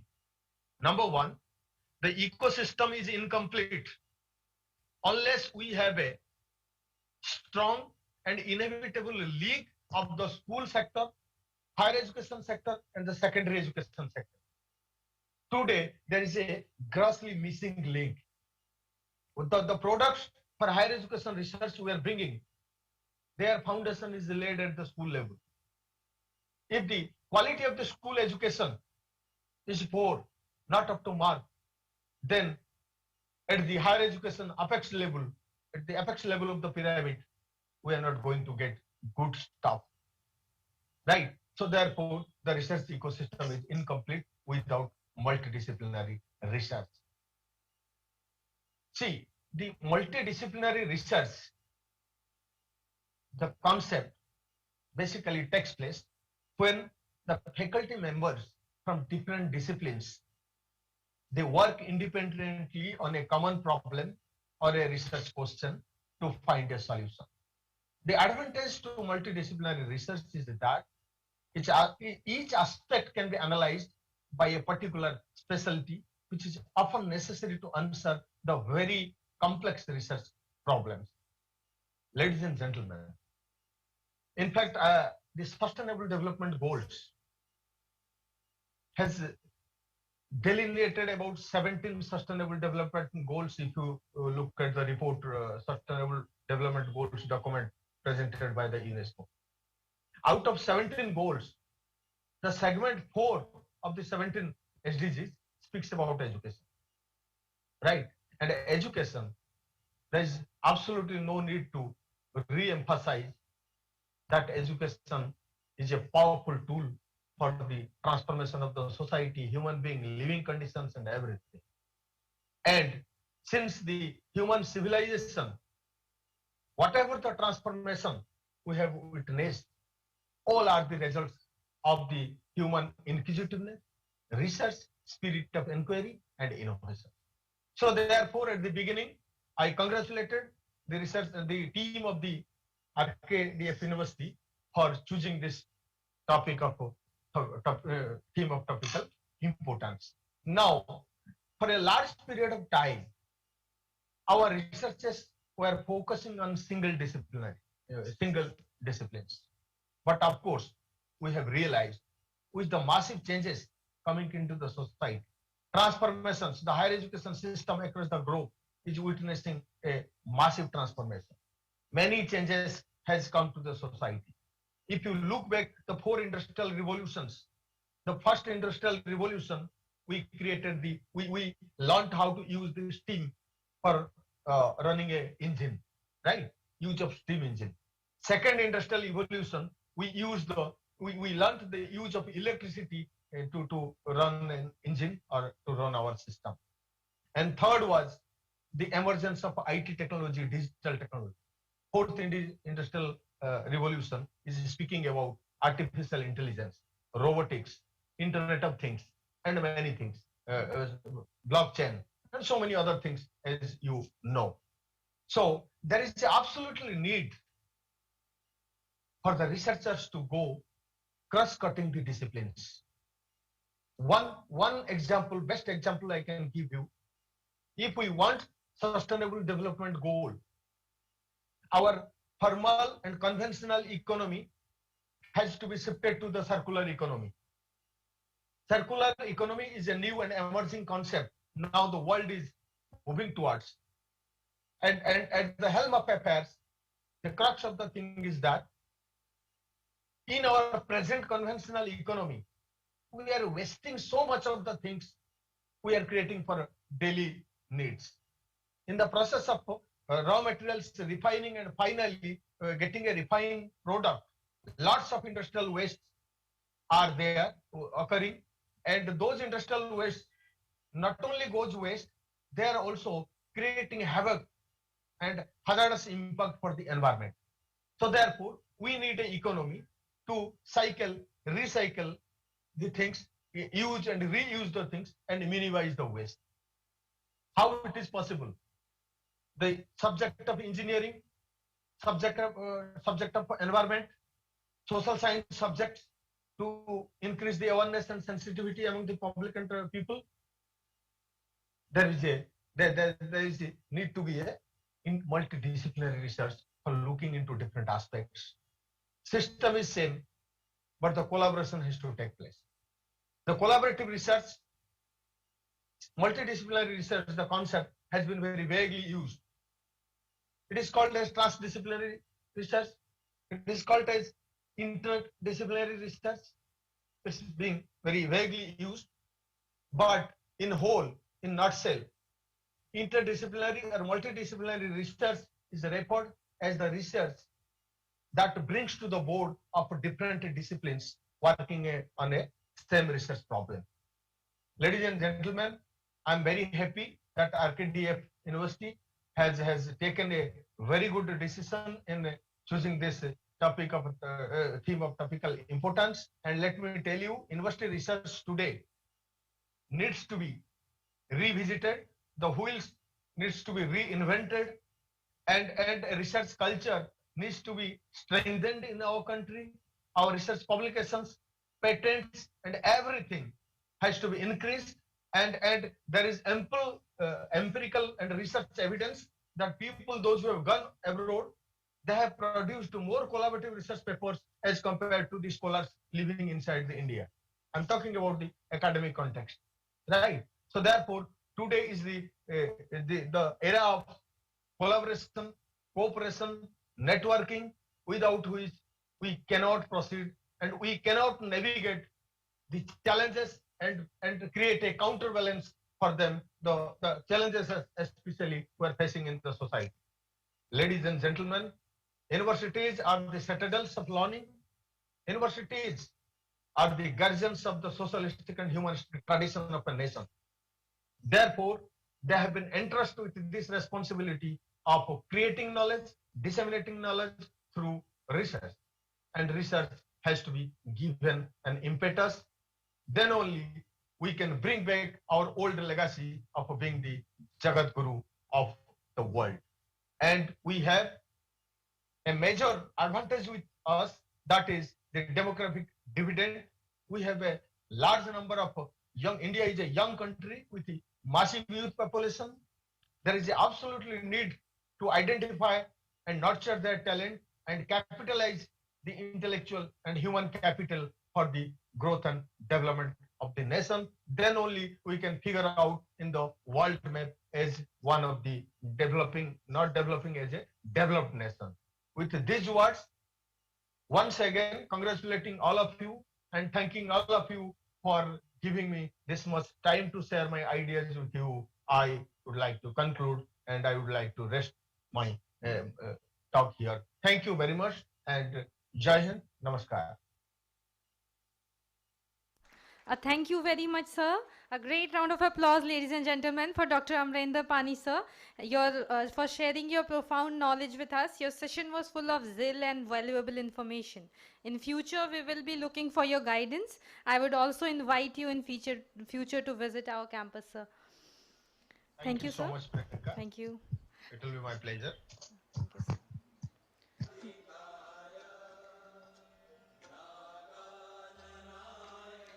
Now today's final keynote speaker is the renowned Professor Dr. Akstam Dzilolov from University of Economics and Management, Simferopol. He is the Doctor of Science, Professor, Academician of the Regional Academy of Management in Kazakhstan. He holds many significant positions internationally and has a very long list of achievements. He has PhD in philology and general linguistics, full professor of social sciences, head of international relations department at the College of Finance and Economics, University of Economics and Management, the Russian Federation, Crimea, Simferopol, scientific advisor at the International Institute for Academic Research and Development. He is certified by the Korea International Cooperation Agency. His area of specialization include linguistics, ESP, English Translation Studies, Germanic languages, Turkic languages, cognitive and applied linguistics, international relations, world economy, strategic and financial management. Dr. Akhtem is the author of about 200 scientific publications in linguistics, translation studies, foreign languages, business management, economics and finances, international relations, social sciences and humanities. Participant and organizer of international scientific conferences in various countries like Ukraine, Russia, Great Britain, Germany, USA, India, China, South Korea, Japan, and so on. So I'd request now Dr. Akhtem to please start his speech. Dear colleagues, and warm greetings from Simferopol, from Russian Federation, from Crimea, and I'm happy to be the speaker today. And my greetings and congratulations to all participants and the Vice Chancellor and all international speakers. And the next time, and this time, India is also opening the world, sharing the ground today with me, and I'm happy to be with you today at this scientific international event.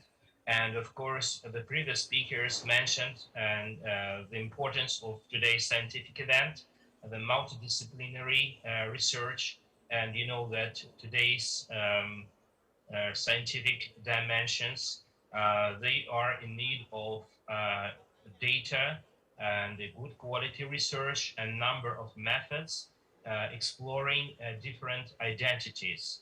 And today's world just facing the new direction, and after the also just coming of this pandemic era.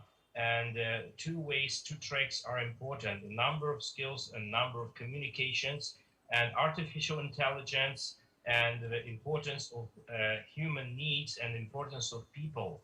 So we need to bring together artificial intelligence, a number of methods, and communication. And probably you face also the same things, just training bachelors and training masters of arts. And we have students, and today's curriculum should also include 40% of skills related to to IT technologies and international communicating technologies, ICT. And of course, a number of communication skills relating to the services. So we have mentioned today the number of services. So number of hard skills and soft skills, they should go alongside. And 21st century is also increasing the number of needs, and persons are and graduates of universities. They are not just simply taking the knowledge and the theoretical and practical, but also should be sociable and so open to community and full of number services, and also should be computer and IT well organized. So 40% must be included inside of curriculum of IT technologies knowledge. So they should be IT knowledgeable. And today, let me demonstrate my screen. Can I have permission to open my presentation? Yes, sir.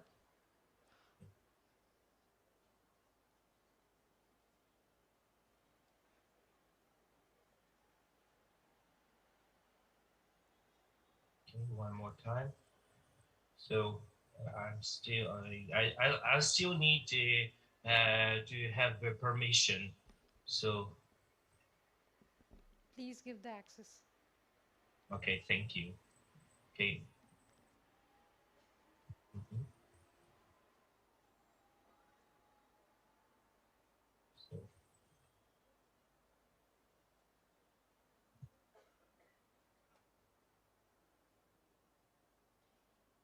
Okay. So today I'm going to talk about tourism and employment. So the opportunity to challenge stereotypes. So mainly training specialists, and I'm working in the field of international relations, and the two departments are subjected to my professional educational and teaching sphere. So I'm teaching in translation studies department. We are teaching future translators, and we also teach managers and people in working in the field of finance and economics. And both spheres, so they are in need of communication. And we also have management and tourism service department. And the tourism is also an important area for my geography, because we are also subjected to our recreation and geographical potential has a number of pillars, and we are in need of the development of this industry. So tourism is like a fire. You can use to cook your soup, but it can also burn down your house. This is the Asian proverb. And tourism and employment. So opportunity to challenge stereotypes. So how to maintain a number of skills for services, for communication to our students in the field of economics and management. So the advantages and disadvantages of tourism. So many places in the world rely heavily on tourism as a key source of income and employment. Unfortunately, tourism also can be a source of problems, especially if it is not managed well. A huge influx of visitors can gradually deplete the beauty uniqueness, character, environment, resources, and social coherence of a tourist destination over time. It is easy to underestimate the scale of tourism. Every year, about 1 billion tourists take trips that makes 30% tourists arriving every second. There were around 76.9 million tourists visiting the US in 2017. That many travelers can easily present huge challenges for many destinations. Transporting, providing places to stay, feeding, entertaining, policing, and cleaning up after that many additional people is not simple of a straightforward task. Is it worth it? So the advantages of tourism, so there are a number of them. So economic, that it brings money. Is probably the main advantage of tourism. And opportunistic, it provides jobs, hotels, bars, transport activities. Infrastructural, it provides a means and the incentive for investment in infrastructure such as roads, rail networks, and local medical and educational facilities. Environmental, it can provide economic incentives for a place to preserve, maintain, and regenerate the environment in both urban and rural settings. Cross-cultural, it promotes international connections which can bring more business and cultural collaborations in the long term. It also promotes cross-cultural awareness for both locals and tourists and builds bridges of understanding between cultures. And promotional, it puts a place on the map. Tourist gives the local locality a chance to show itself off and raise its profile in the world. So it is interesting to know that the money generated by tourism accounts for 5% of global GDP. For every job created in the core tourism industry, around 1.5 extra indirect jobs are created the wider tourism-related economies. Tourism provides jobs for 1 out of every 12 workers in advanced and emerging economies. The disadvantages of tourism. So certainly we have environmental disadvantages. So tourism can often cause environmental damage, erosion, pollution, and so on. And cultural commercialization of culture can undermine the soul of a tourist destination. So local traditions that have a rich cultural heritage are reduced to wearing customers and putting on acts for tourists in return for money.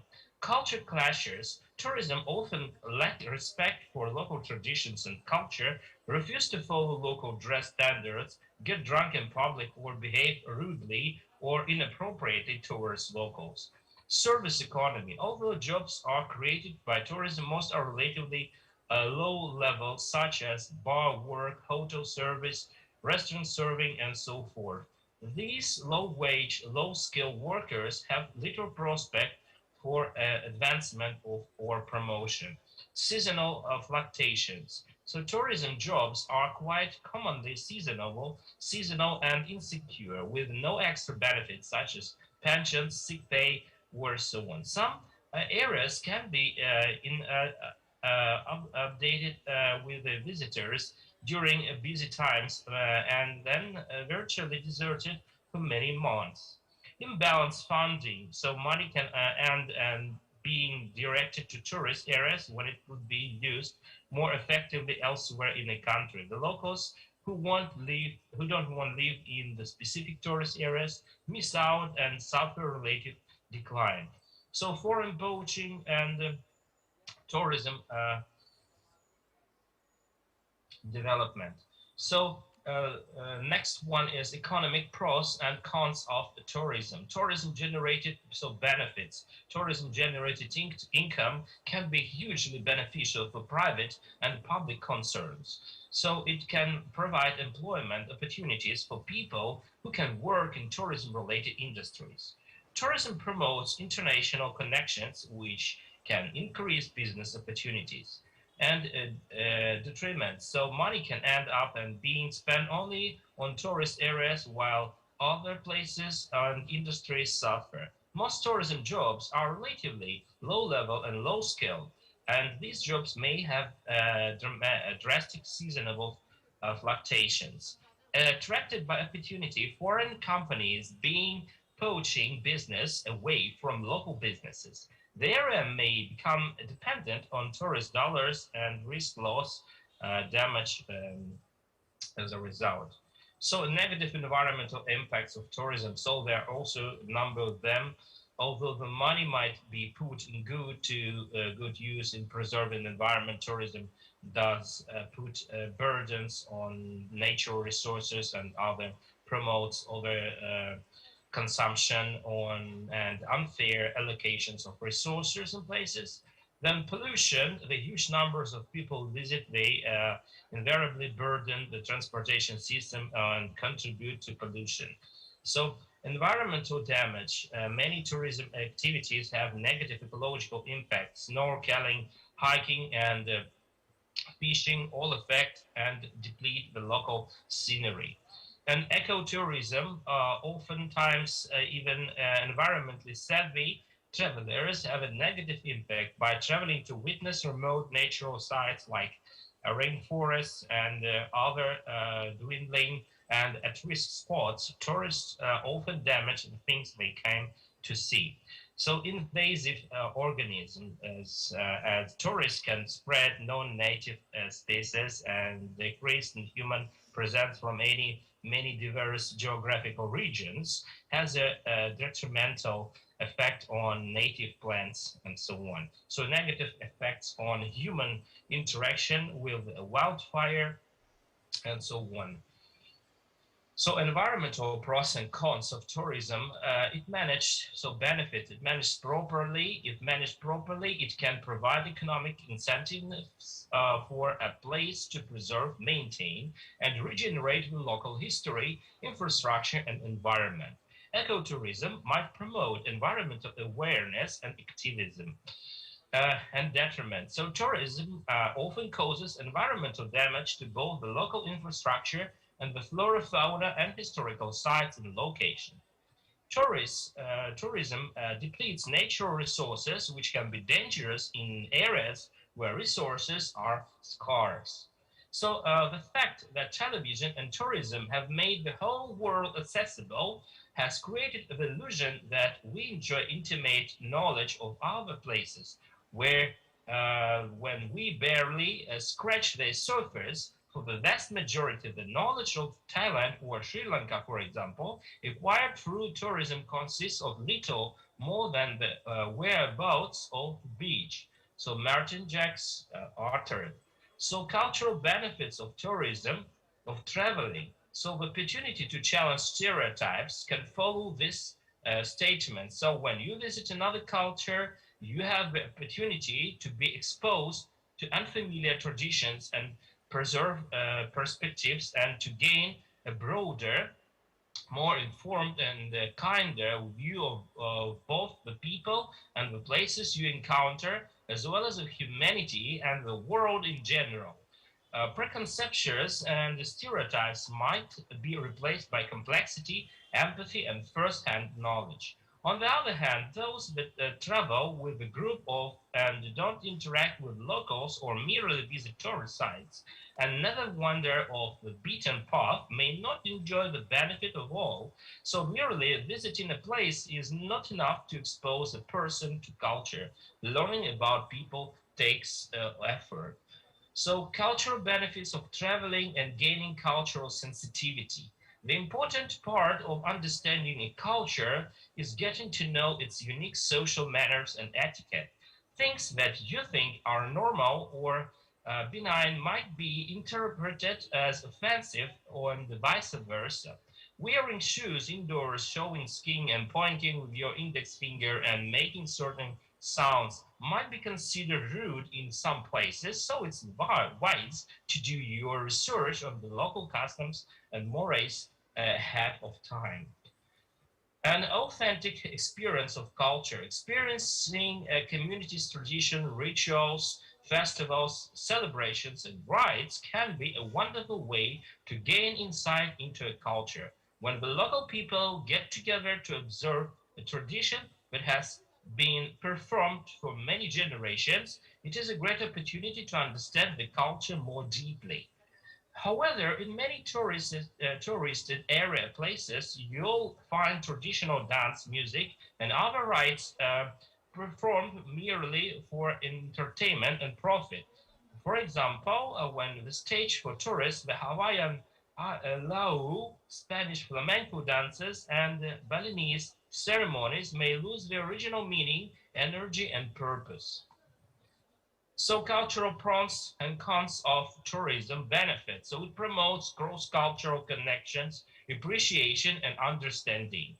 When tourists have determined, so when tourists don't understand or respect local culture and traditions, culture clashes result. The commercialization of a culture can undermine its meaning and detract from tradition. So top 10 tourist destination sites, according to Mastercard's Global Destination Sites Index from top 10 tourist sites for 2019-2021. So Bangkok, Thailand, with the number of tourists. So then London, United Kingdom, Paris, France, then Singapore, then New York, USA, then Kuala Lumpur, Malaysia, when Tokyo, Japan, Istanbul, Turkey, Seoul, South Korea. So you can see here the statistics showing out the number of persons, travelers visiting for the entertainment and so on. So employment in the tourism industry go to grow significantly. So as I have mentioned about that, we have a department of tourism, and we have also Department of Translation Studies and Management and Finances. And all our students, they are interlaced in the tourism industry, searching for different multicultural and interdisciplinary tools to satisfy their tourism product. So the travel and tourism industry is one of the largest and most dynamic industries in today's global economy. So if you are searching for a possibility to find a tourism to realize your scientific or cultural potential, you should apply to tourism industry. At least you can be helpful, because tourism is like a growing and open source. So every time it needs something new, and today's world is in searching for the new possibilities, and to make possibilities probabilities. So that's very important here. And economic impact reports. So WTTC produces reports on the economic and employment impact on travel and tourism for 185 countries and 25 geographic or economic regions in the world. These reports are a vital tool in helping us to equip public and the private sector bodies with a hard evidence on the huge value travel and tourism brings to the economy, so their policy making and investment decisions support our sector. So WTTC's latest annual research in conjunction with Oxford Economics shows that travel and tourism sector experienced 3.5% growth in 2019, outspacing the global economy growth of 2.5% for the 19th consecutive year. Over the past 5 years, 1 of the 4 new jobs were created by sector, making travel and tourism the best partner for governments to generate employment. So in 2019, travel and tourism's direct, indirect, and induced impact accounted for US 8.9 trillion contribution to the world's GDP. So 10.3% of global GDP that makes. So 330 million jobs, 1 in 10 jobs around the world. So United States, 1.7 trillion visitors, exports, 6.8 of total exports, and 28.3 of the global services exports. So in 2019 was another year of strong growth for the global travel and tourism sector, reinforcing its role as a driver of economic growth and job creation. Compared to other sectors of the global economy, the industry is one of the fastest growing, accounting for more than 1/3 of the total global services trade. So the ELC forum addresses the highly intensified of the labor within the industry, making it a significant source of employment and placing it among the world's top creators and jobs that require varying degrees of skills and allow for quick entry into the workforce by youth, women, and migrant workers. According to an ILO report prepared by the forum, international tourism was affected by the global economic and the social crisis, but it can projected to grow significantly over the coming decade. The United Nations World Tourism Organization is expecting the sector's global economy to provide 296 million jobs by 2019. The tourism sector suffered a decline beginning in the second half of 2008 and intensified in 2009 after several consecutive years of growth. A sharp reduction in tourism flows, length of stay and spending, as well as increased restrictions on business travel expenses led to a significant contraction of economic activity in the sector worldwide. Among the most affected during the crisis were international tourism arrivals, decreasing by 4% in 2009, while international tourism revenues projected to go down 6% by the end of 2009. The regions hit the hardest by the decline in the worldwide international tourism were the Middle East, Europe, Americas, and only Africa showed constant growth based on the comparatively low travel volume.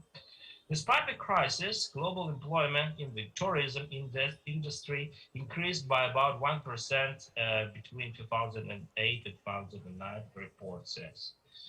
So the need to improve working conditions and the important role of social dialogue. Depending on what kind of tourism and of employment tourism brings to the poorest parts of the world, it can contribute to poverty reduction. Workers in tourism need to be given the ability to raise themselves out of the poverty through the representation organizations and ultimately, in ILO terms, collective bargaining. So persons employed in total tourism industries share those in total for non-financial business economy. Here in 2016, the percentage, you can see here the diagram. And then tourism employment, according to the number of years of percentage. And employment in tourism in 2017, you see the number of destinations and the persons involved in this field of economy. So direct tourism employment. And this also tourism employment in 2019, 2020. So overview of tourism workplaces across the United Kingdom. And United States travel industry set to lose over 500 billion in 2020 due to the COVID-19. So it also just brought back to some re-understanding of the new dimension and new realities happen to people and the industry in itself. So, So international tourism arrivals in 2023 scenarios is also the important also diagram to show, and the global economic impact of Muslim tourism and the future growth. That's also important as event tourism. So even, this field, people travel through the Islamic identity through different countries, just identifying and just using different different opportunities and different, let's say, invitations and events also important here. And also this provides jobs for different and for thousands of people. And also tax impact of Muslim tourism.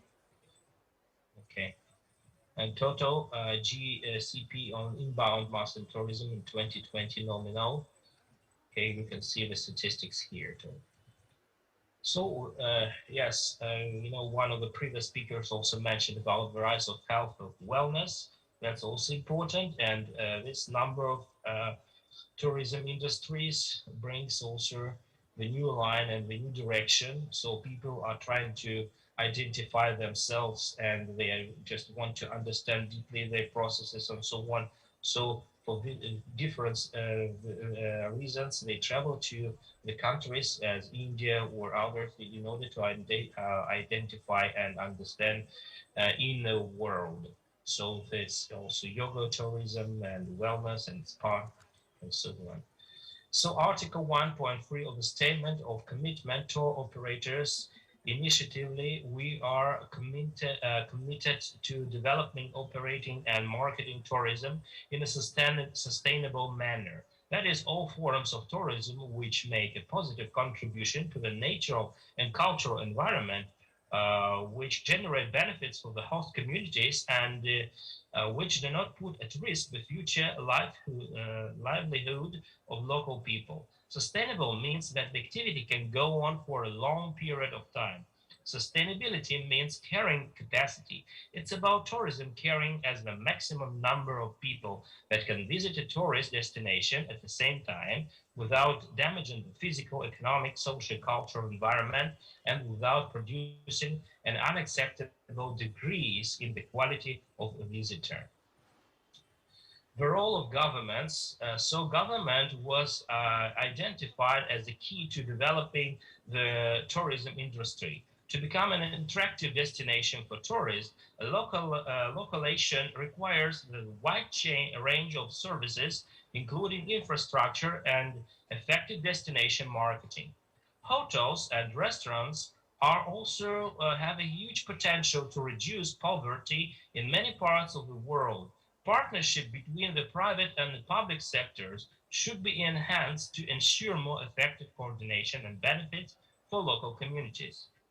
Community-based tourism and ecotourism has benefits over 30 local communities, providing alternative sources of income and employment. Local projects help to protect natural resources and provided a good platform for social dialogue. A wide range of national and international private and public sector bodies, such as the World Tourism Organization, WTO, or the World Travel and Trade Council, WTTC, have issued guidelines as to what constitutes sustainable tourism. Thus, it is felt to be possible for providers of mass tourism, such as tour operators, to be eco-friendly. A key concept in determining sustainability is carrying capacity. This term refers to the maximum number of visitors a tourist destination or attraction can support without any lasting negative effects on the host community. So sustainable tourism, there are three major areas of tourism impact: environmental, social, cultural, and economic. And in each sphere, sustainable tourism has a mechanism for calculating the carrying capacity of a destination. Sustainable tourism works in all sectors and at all levels. Large companies, small and medium enterprises, host communities, and of course, the individual tourists.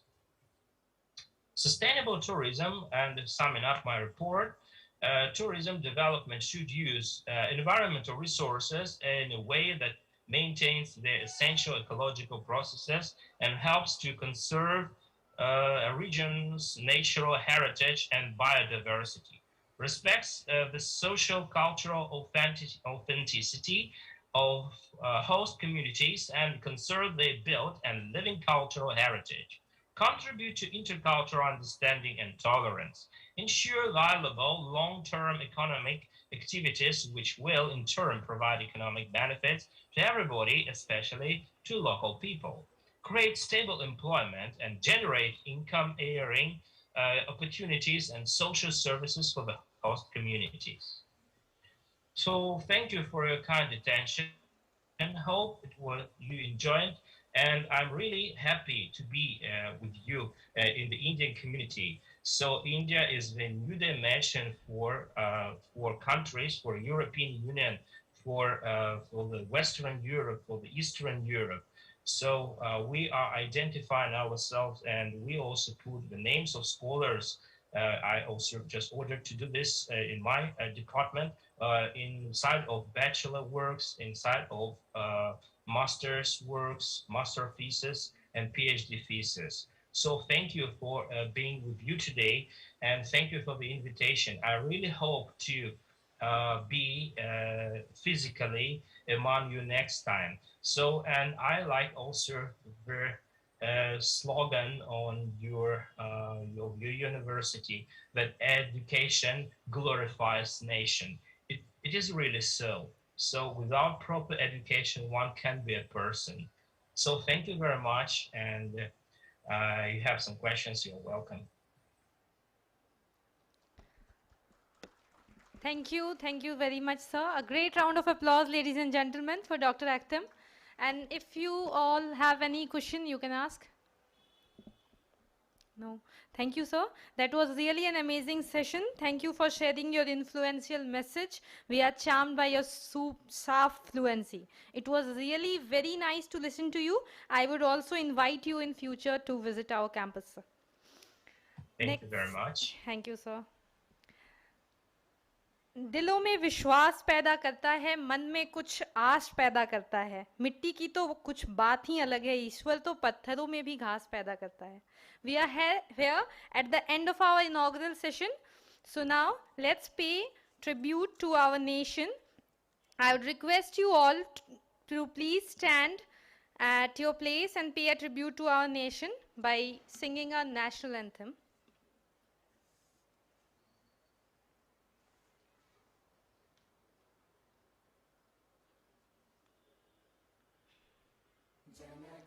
मन अधिनायक जय हे भारत भाग्य विधाता पंजाब सिंध गुजरात मराठा द्राविड़ उत्कल बंगा वृंद हिमाचल यमुना गंगा उच्चल जलधि तरंगा तव शुभ नामे जागे तव शुभ आशीष मागे गाहे तव जय गाथा जन गण मंगलदायक जय हे भारत भाग्य विधाता जय हे जय हे जय हे जय जय जय जय हे वंदे वंदे Bharat Mata ki.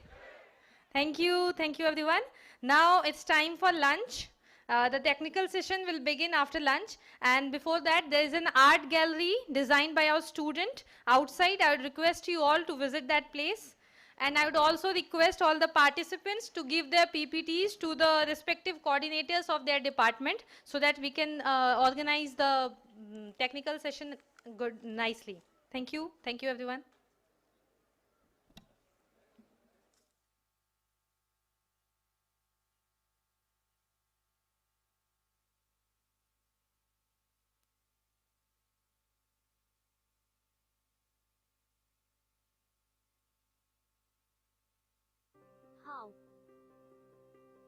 I chose B.Tech from RKDF University Ranchi.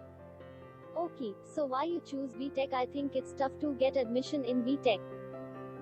It is the most demanded stream and the process of admission is also very easy. Oh, wow, that sounds great. And all the colleges affiliated by these university has the best infrastructure and has fully equipped labs and best placement cell with student growth program. Great, then I'll also join the same college. Thanks for helping me here.